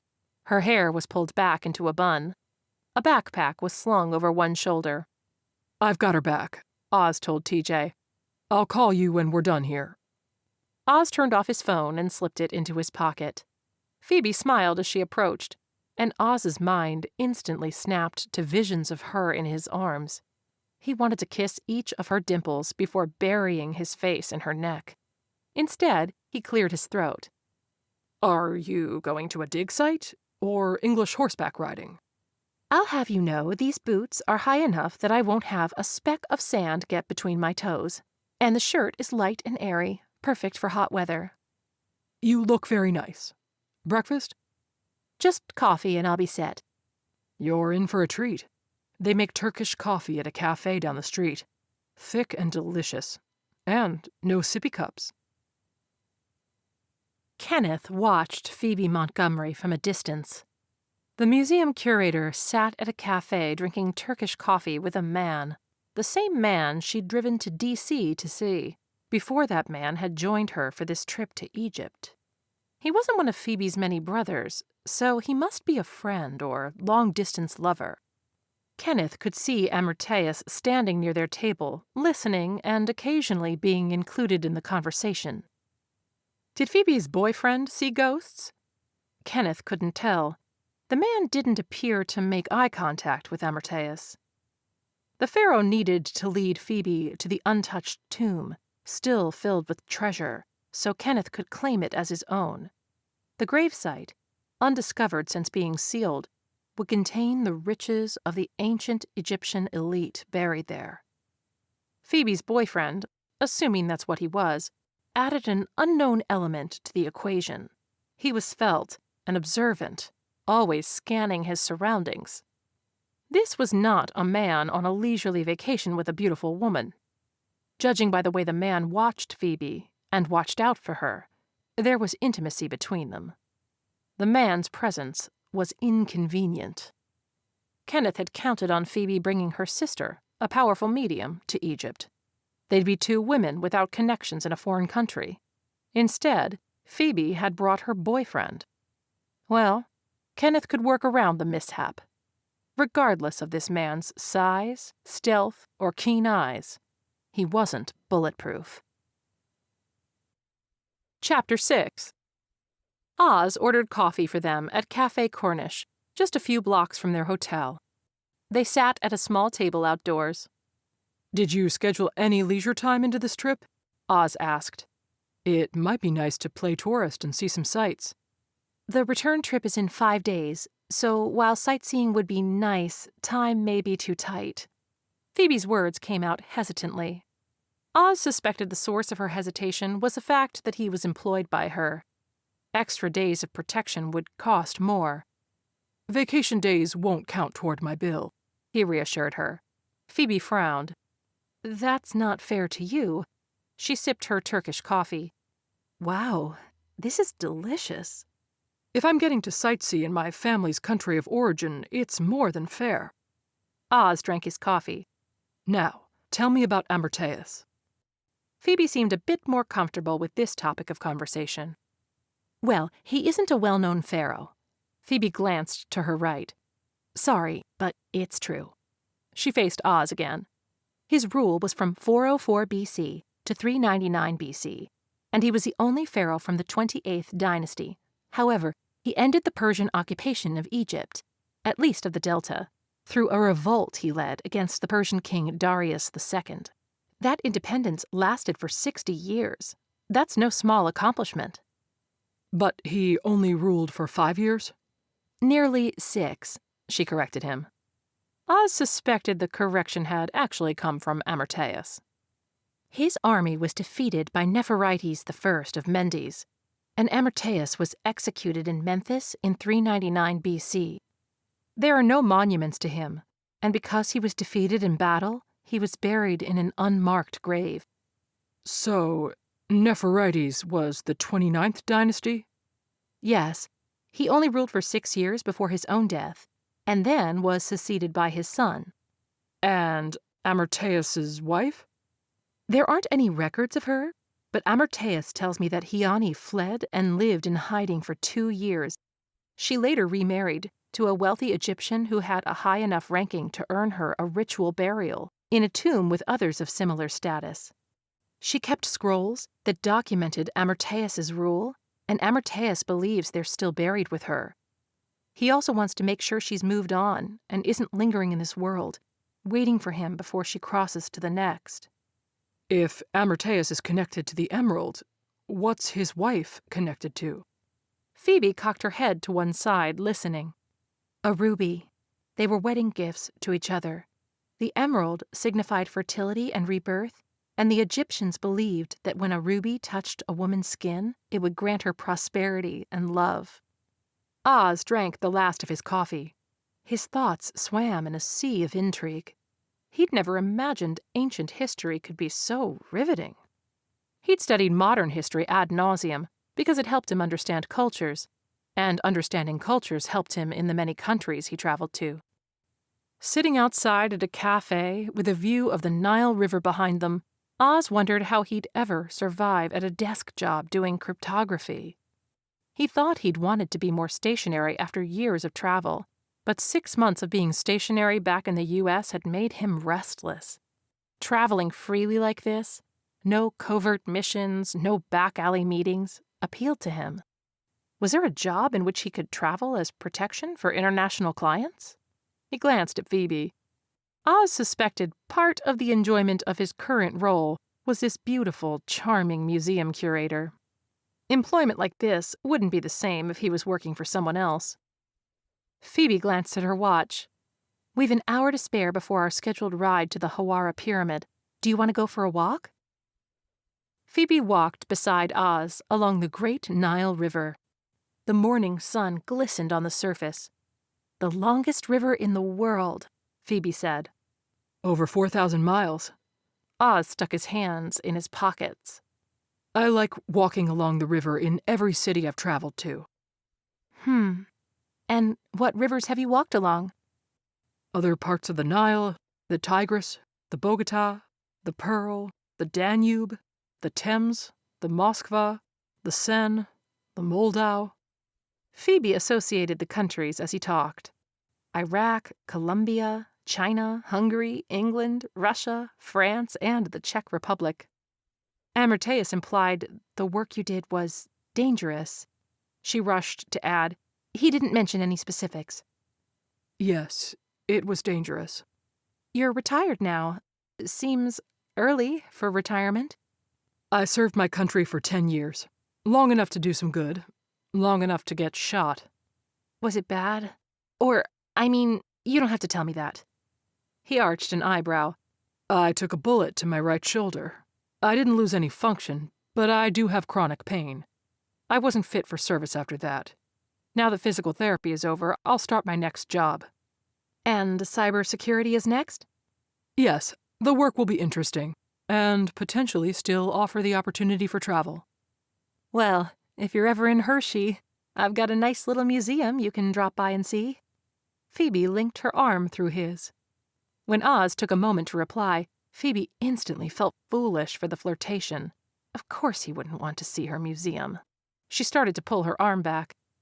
I'd love to see it. He pinned her arm between his elbow and ribs. Phoebe relaxed, and they walked with their arms linked. With her free hand, she tucked a strand of hair behind her ear. When do we get to see Hamunaptra?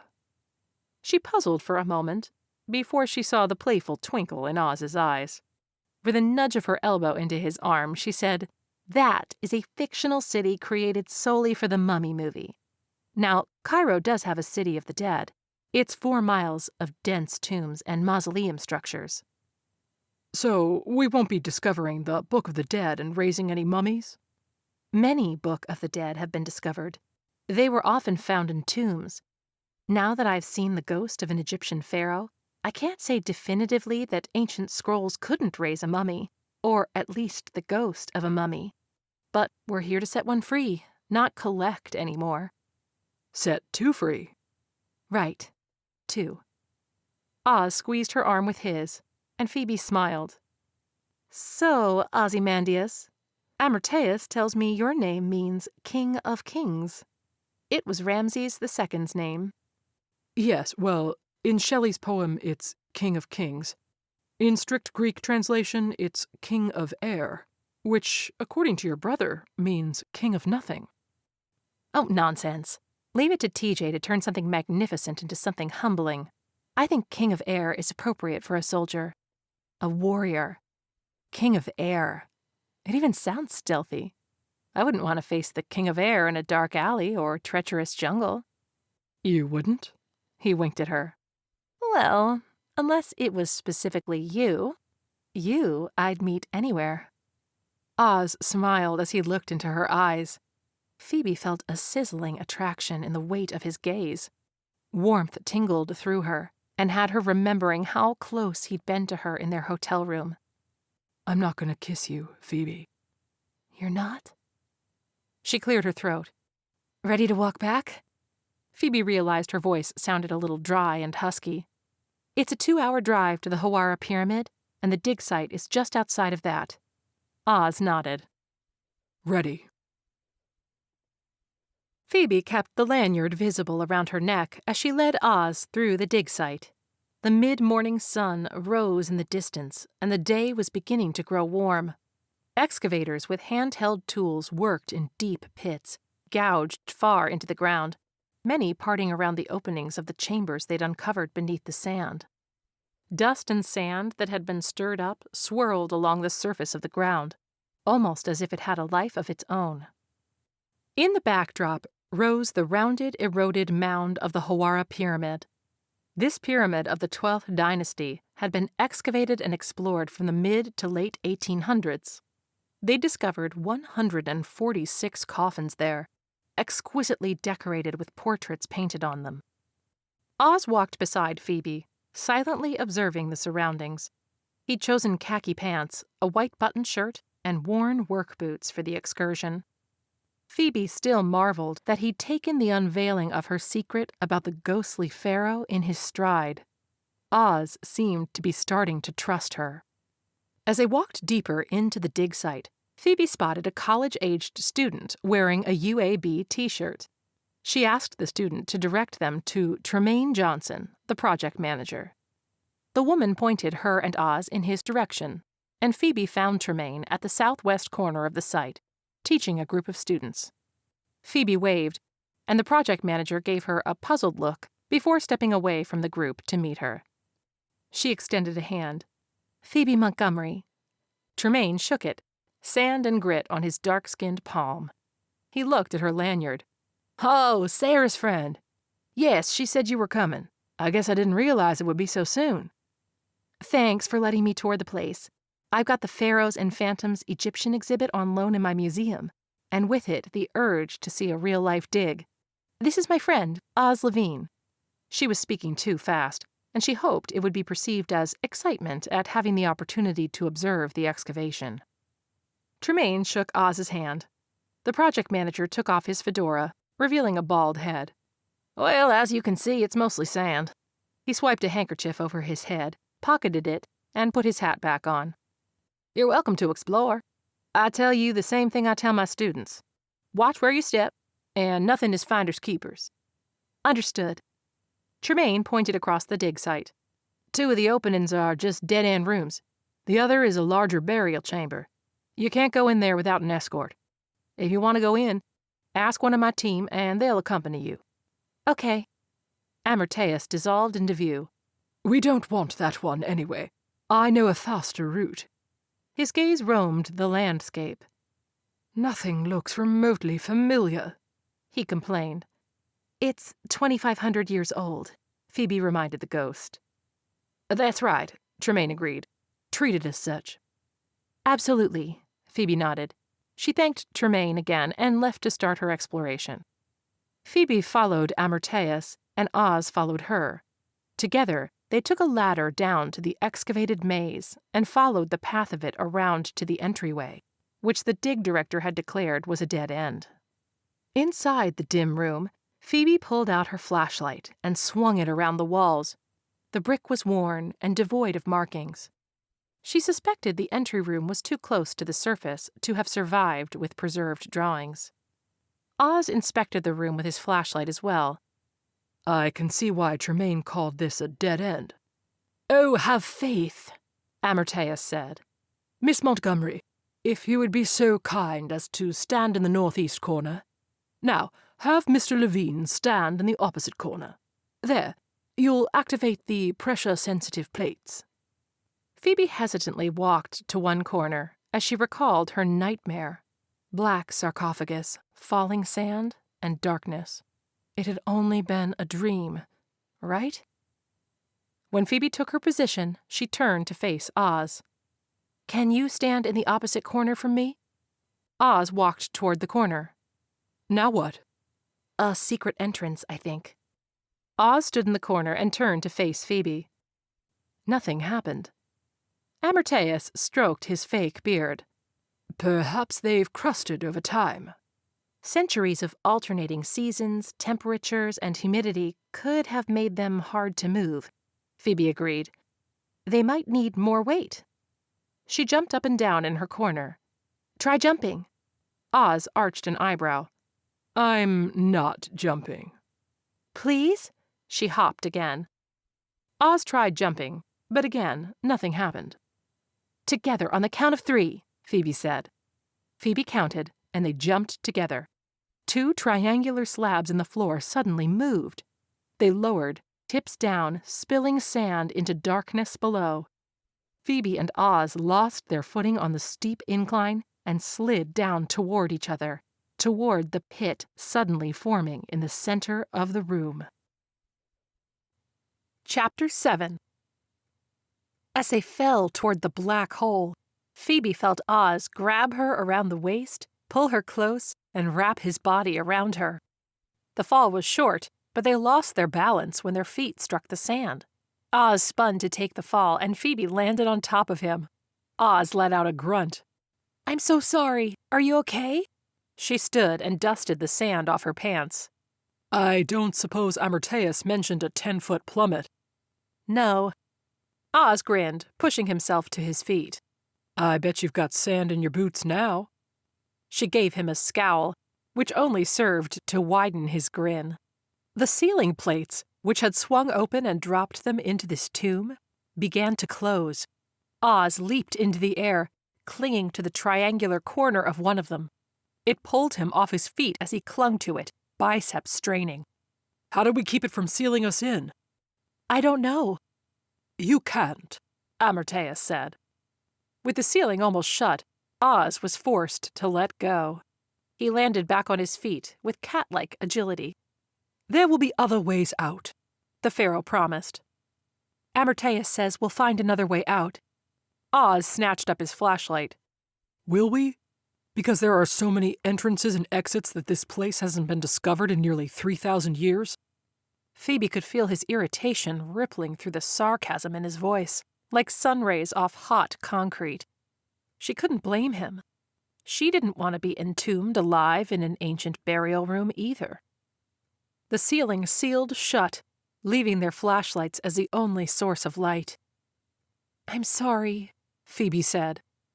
Stop apologizing. Let's just get through this. Phoebe pulled 2 masks out of her backpack and handed one to Oz. He gave her a quizzical look.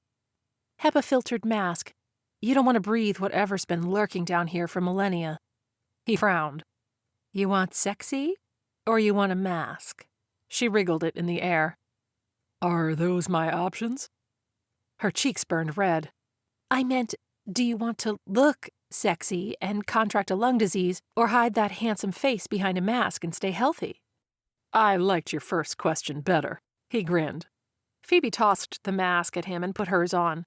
She began to explore the chamber they were inside. It was square-shaped, with 3 solid walls, and the 4th bearing an archway that led to a hallway beyond. Phoebe examined the painted drawings on the wall. Numerous hieroglyphics surrounded a painting of Ra, the sun god. His hawk head was crowned with a solar disk, and he wore a white skirt over his red skin. White-robed Egyptians knelt at his feet, arms raised in worship into the air. They ground minerals to make red, black, blue, yellow, and white for paint, charcoal for black, calcium compounds for white, azurite for blue, iron oxide for red and yellow.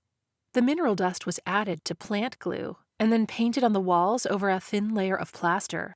It's quite intricate. It's exquisite, Oz said. Phoebe took her phone out and snapped pictures of the drawing. Rivers with fish swimming, crops growing under a vibrant sun, Egyptians working and worshipping. Turning toward the hallway, she took pictures of the decorative archway. Can you tell what it says? Oz asked. He walked around, performing his own inspection of the room. He was amazed by the intricate detail of the wall paintings. He was also amazed at Phoebe's enthusiasm, like a kid in a candy store. She focused on the hieroglyphics and struggled through the translation. "Mother of Heaven, hail to thee, offerings of ox and antelope, bathe in power and glory." She skimmed through it. It reads like a prayer. No mummy's curse? No curses. She took another photo. "I'm sorry, I know you want to get out of here." Relax, we're here. Enjoy it and take your photos. This is a once-in-a-lifetime opportunity. "Thank you." She walked over to him. "And thank you for coming. Phoebe wrapped her arms, flashlight in one hand and phone in the other, around him. He was startled at first, but then quickly returned the hug. You're welcome. Phoebe leaned back and smiled at him. Oz stared back, deep into the green liquid of her eyes. He wasn't dreaming the chemistry between them, right? Ready to find out what's behind archway number 1? Ready, Oz said. When Phoebe pocketed her phone, Oz took her free hand and positioned her slightly behind him. but I go first. She let him lead. You're taking this protection detail extremely seriously. Oz glanced back at her. I hope by now you know it's more than that. Even in the peripheral glow of her flashlight, he could tell she blushed. Cautiously, Oz proceeded forward, aware of every sound and shift of sand and dirt beneath his feet. He was reminded of the Colombian jungle he'd once navigated during a dangerous hostage extraction. Every step had grown more treacherous as he and his team had approached the drug cartel camp. His team was in enemy territory, foreign to him but well known to their armed enemies. He had to be cognizant of tripwires, booby traps, and jungle spies who could open fire at any moment. Oz brought his mind back to the tomb, where, so far, nothing seemed dangerous. When he and Phoebe had been topside, not long after having met Tremaine, Oz had felt the weird sensation of being watched. Yet, when he'd scanned the excavation site, he'd seen nothing suspicious. But Amarteus had warned Phoebe of danger. He says I'm not the only one making a new discovery.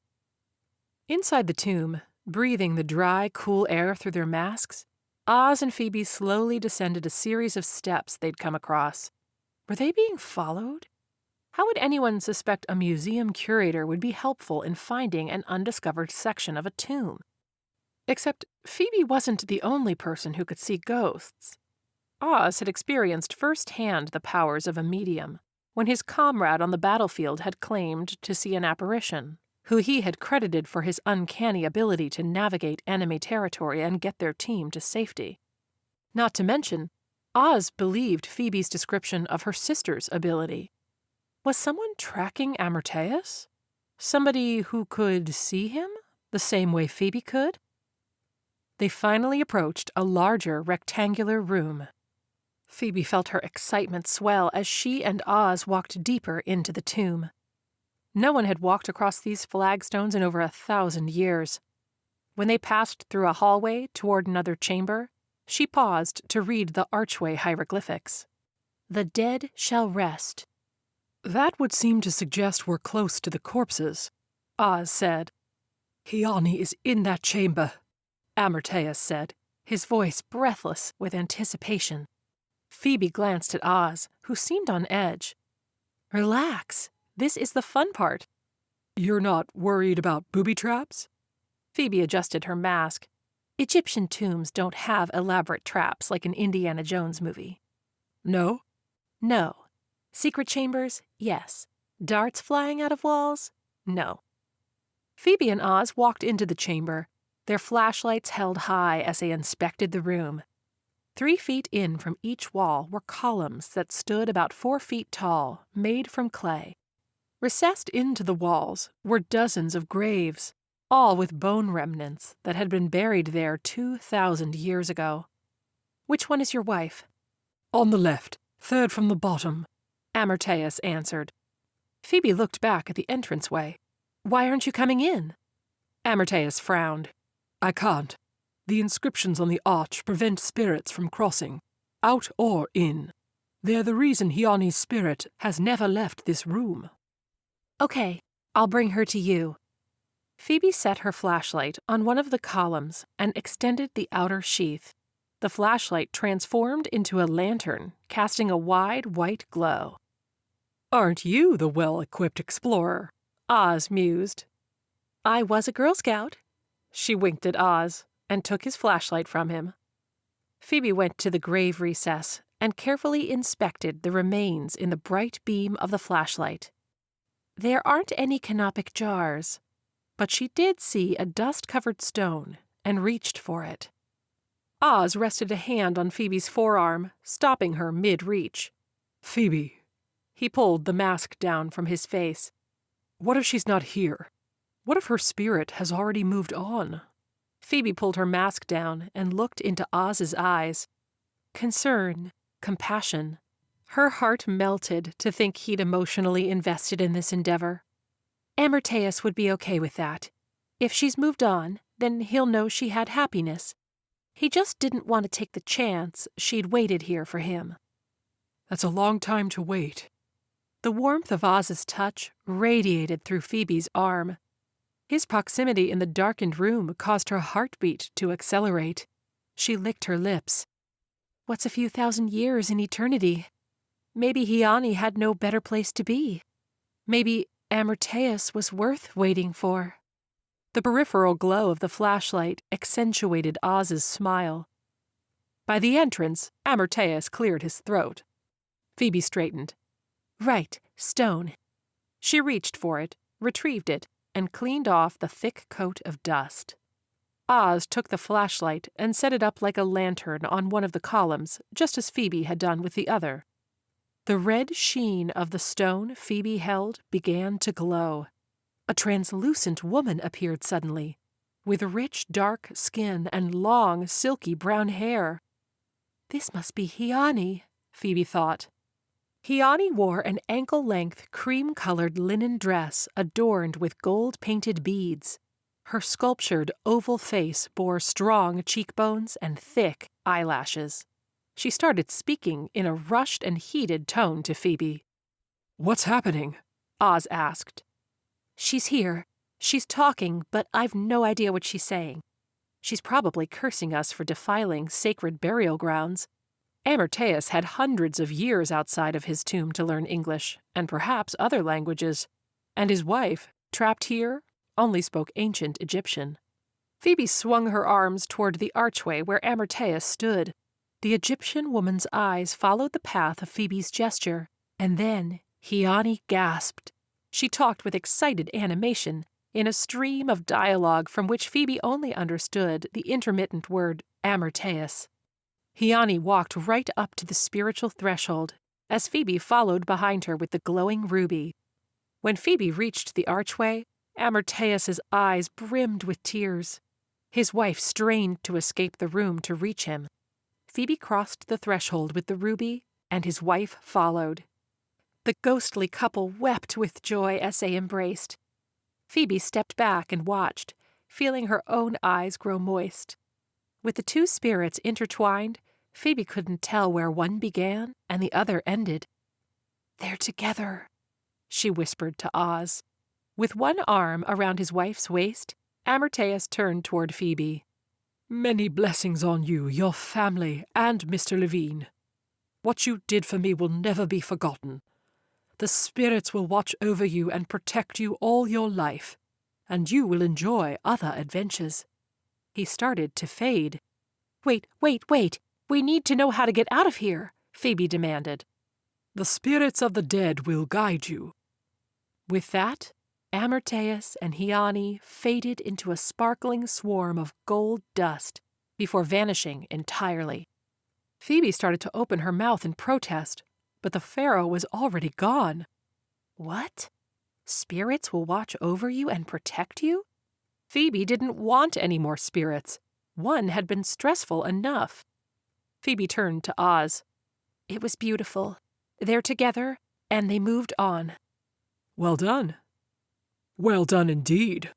A deep male voice suddenly sounded behind Phoebe.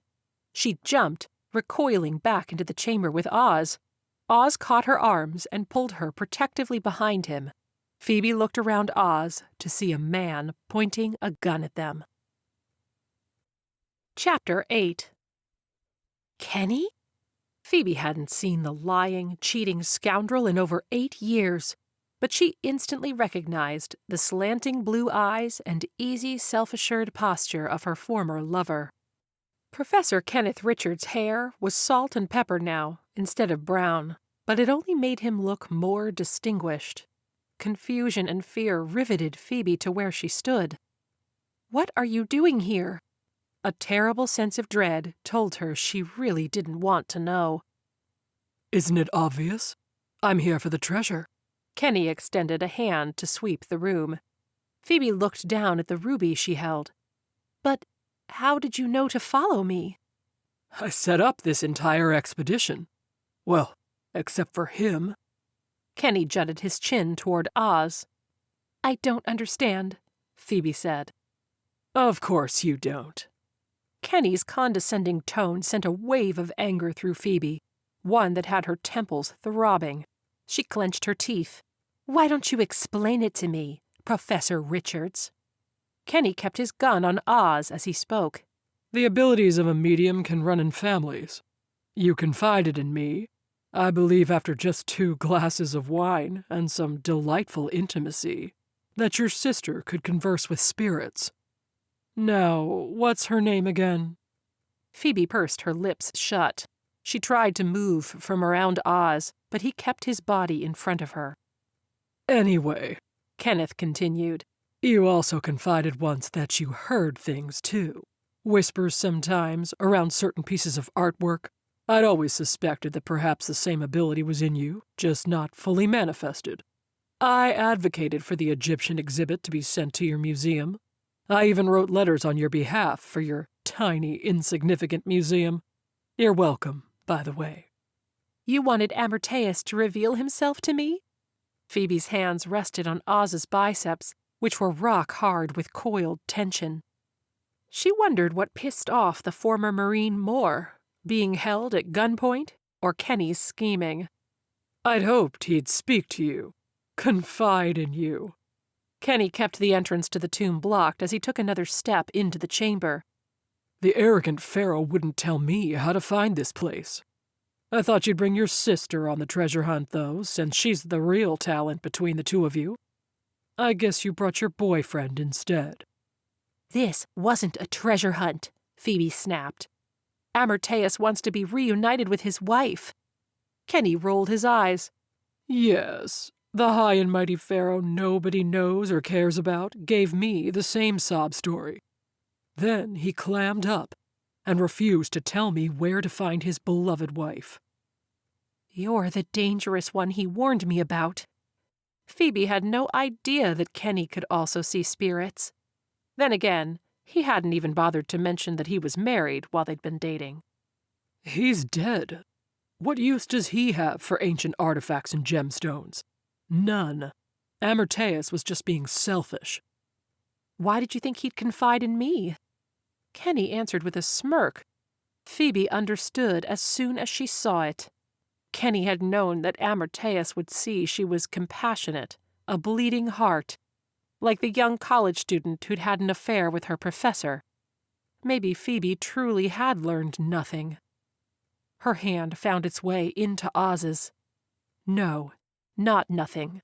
She'd learned, if nothing else, that there were good and honest men in this world, men like Amarteus and men like Oz, and Phoebe's emotions had led her to help one and develop feelings for another. Phoebe placed the ruby on one of the columns nearest to her and Oz. Kenny could have the treasure he sought if he really wanted it so badly. Phoebe had Oz, and a clean conscience, knowing that her moral compass pointed north. Good girl. Now, go from grave to grave and pull out more. Your silent, glowering boyfriend can help you. You're not going to kill us? Oz asked. Not if you collect more. This doesn't have to get ugly. Phoebe began the search, squinting and straining to look into the graves. Things are already ugly, she thought. Kenny wasn't going to rob the graves and leave witnesses. Son of Scarab, Phoebe swore to herself. How would he do it? How would he kill them? Surely not the gun. Bullets would be traceable and lead to an investigation. He could try to collapse the archway and trap them down here. They might never be found if Kenny took the riches and left the chamber closed. She and Oz would die of suffocation. But the underground Egyptian tombs were known to have shafts. If they found one and opened it, they might have a chance at escape. Phoebe pulled a gold necklace from amidst the bones and silently apologized to the person it once belonged to. She set it on the column alongside the ruby. Oz followed suit with a string of dusty pearls. Phoebe glanced at him, wishing she could apologize for unknowingly dragging him into a trap. He'd probably tell her to stop apologizing. She smiled at that, before her temper flared again. Damn Kenny and his elaborate trap. It would have been easy for Kenny to track her, since she'd made no secret about the trip. Anyone at the museum could have told him when Phoebe had left for Egypt. She'd registered at the hotel in Cairo under her own name. All he needed to do was follow her, with a gun. If it weren't for the weapon, she was certain Oz would have clobbered Kenny by now. A voice emerging from the bones of the nearest corpse suddenly caught Phoebe's attention. She listened intently. Gibberish. She didn't speak ancient Egyptian. "I don't understand," she whispered. What? Kenny snapped. "I don't understand why you're doing this." Oz placed 2 sapphire earrings on the column. Money? Kenny retorted. When Phoebe turned back to the next set of bones to search them, gold-glowing hieroglyphics shone on the back wall of the grave where only she could see. When the lights dim, pull the sconce. Lights dim? And who was sending her this message? She glanced around the chamber and saw the sconce on the wall opposite the archway, right where Kenny stood with his gun in hand. Pull the sconce. She tried to memorize its exact height on the wall so she could find it in the dark. But how to warn Oz? He wouldn't see the spirit, and he'd be in the dark if the spirit disrupted the light from the lanterns. As Oz passed her toward the next grave, Phoebe made brief eye contact and pulled the mask from around her neck and back up over her mouth and nose. Oz mimicked her. He might not know what was going to happen, neither did she, but now he knew to be prepared. Rumbling sounded in the center of the room. Phoebe turned to look at the column where they'd laid the plundered riches. Spirits, some just wisps of color, and other entire translucent bodies, suddenly spewed forth. What's happening? Kenny demanded. He pointed his gun at the varying spirits, but didn't fire. "I think we've upset the spirits of the dead by disturbing their graves." Phoebe? Oz came to stand by her side. She knew Oz couldn't see what was happening, even as ghosts swirled around the chamber. To him, it would appear as though only the flashlights were flickering. Kenny's hands shook. Make them stop. He took steps backwards as they circled the ceiling, until he backed into the wall. "I don't know how to make them stop." While that was true, Kenny only needed to step on the other side of the archway to escape them. Phoebe doubted Kenny knew hieroglyphics, or had bothered to read the inscription over the archway even if he did.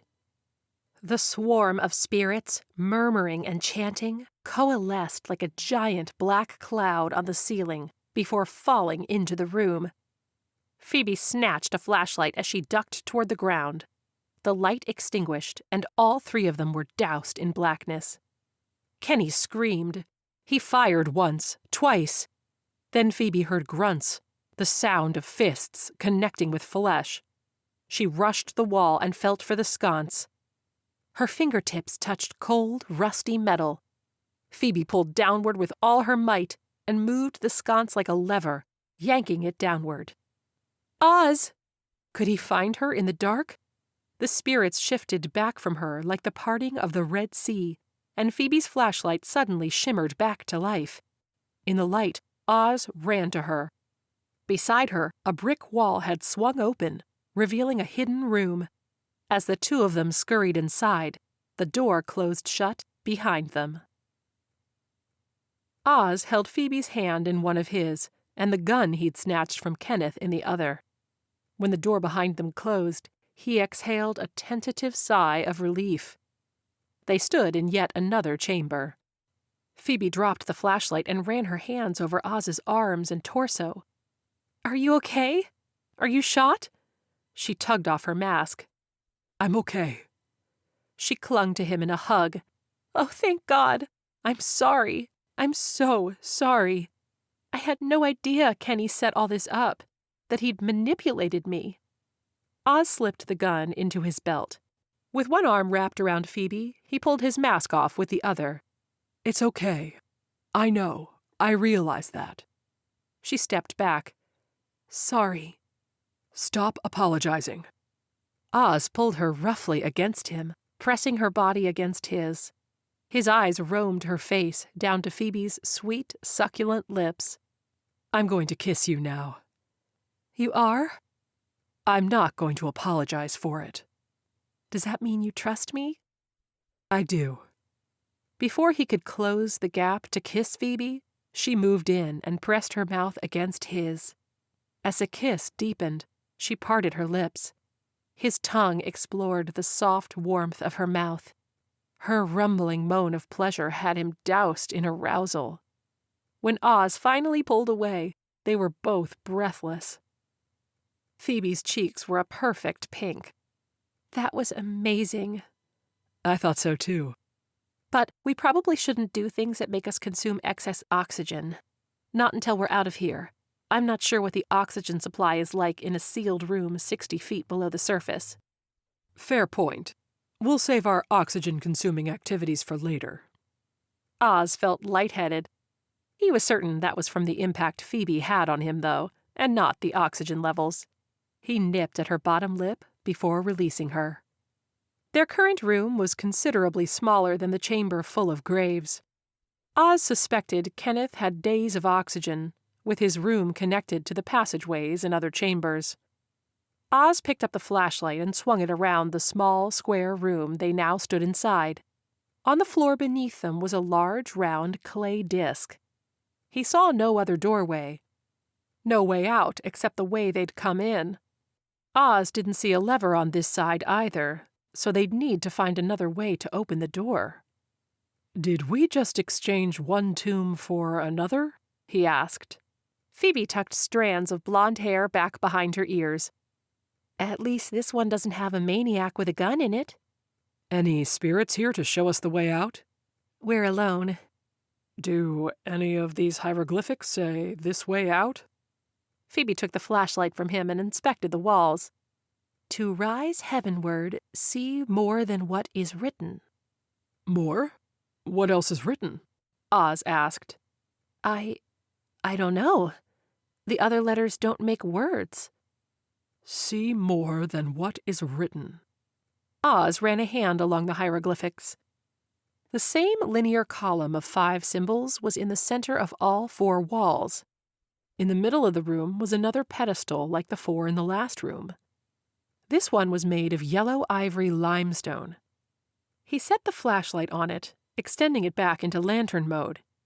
He stroked the ridges along the column, knocking off dust and sand. Not just ridges, they were more like discs. Each disc had an array of hieroglyphics in the same white, red, and blue paint. Using his fingers, Oz turned the top disc. The dry sound of limestone grating limestone reverberated in his ears. But how did they align? The symbols on the walls were the same as those on the discs. If he began where they'd entered, the first symbol was a stork. He lined up the stork on the disc with the stork on the wall. Moving to the next disc, he lined up the eye with the second symbol on the wall. He worked his way clockwise until all the pictures on the discs were lined up in the same order as the pictures on the wall. Oz stepped back to make sure he was out of the way, but nothing happened. It was a good idea, Phoebe offered. I was hoping the door would open back up, or another door, but maybe it's not the right alignment. He started to turn the first disc again. We'll just try a different alignment. When he finished rotating each disc 90 degrees, the floor began to rumble. Phoebe sucked in a breath. Is this a good thing? Oz reached down and took Phoebe's hand. If we trust what you said about no booby traps, then this is a good thing. The brick plate on which they stood began to rise upward. As it moved, the ceiling slid aside, revealing a shaft above them. Higher above them, another set of horizontal doors moved. Sand from above poured on either side of Phoebe and Oz as the doors opened. Oz blinked against the bright sunlight. When his eyes adjusted, he could see the dig site in the distance. He pulled Phoebe off the plate with him just as the doors began to automatically close. She pressed herself closer to Oz and wrapped her arms around his neck. He wrenched his mask off before tilting his head down to look at her. "You got us out," Phoebe said. "Cryptologist." Oz eased his arms around her waist. He looked from her lips to her eyes, and then back down to her lips again. He wanted to taste her and feel the warmth and softness of her mouth again and again. Oz leaned closer. "How'd you end up over here?" Tremaine demanded as he approached. Phoebe stepped back and turned toward the dig director. "We discovered another chamber. I'll show you." Chapter 9. Oz looked around his bleak apartment.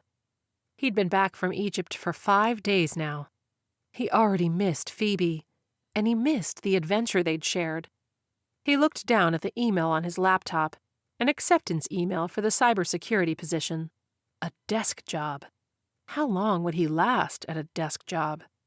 He and Phoebe had been in different seats on the trip back from Egypt, so they'd only had a few hours of layover to sit beside each other in silence. What could he say to her? Do you want to start a long-distance relationship with me? She had a career and a museum to run. He had a lonely past of secret missions and a future of indecision. Money wasn't a problem. He'd saved and invested most of his earnings from his days in the Marines, since food and lodging and travel were all paid for by Uncle Sam. But he couldn't date a woman while he was unemployed. Yet if he took the cybersecurity position, they'd remain 3 hours away from each other. Maybe that was doable. They could still see each other on weekends. But first, Oz needed to find out if Phoebe wanted to see him again at all, now that the contract for hire was over. At least she was safe. Kenneth had been babbling incoherently when they'd found him in the tomb he'd ransacked. Tremaine instantly swore he'd begin disciplinary proceedings to have Kenneth terminated from his university for defiling an ancient tomb. The dig director had been livid. Oz's phone rang. Montgomery. Unfortunately, it was the brother Montgomery, TJ, and not Phoebe. "Ozzy, how are you? Phoebe said Egypt went well." Oz rubbed his neck. Yeah, Egypt went well. Phoebe found what she was looking for. She said the dig director even gave her a little money for the find. Enough to cover trip expenses, anyway. She wasn't after money. Neither was Oz. He'd realized that about 5 minutes into their trip. In fact, he'd told Phoebe not to worry about paying him, but she'd transferred the funds anyway, and they'd shown up in his account.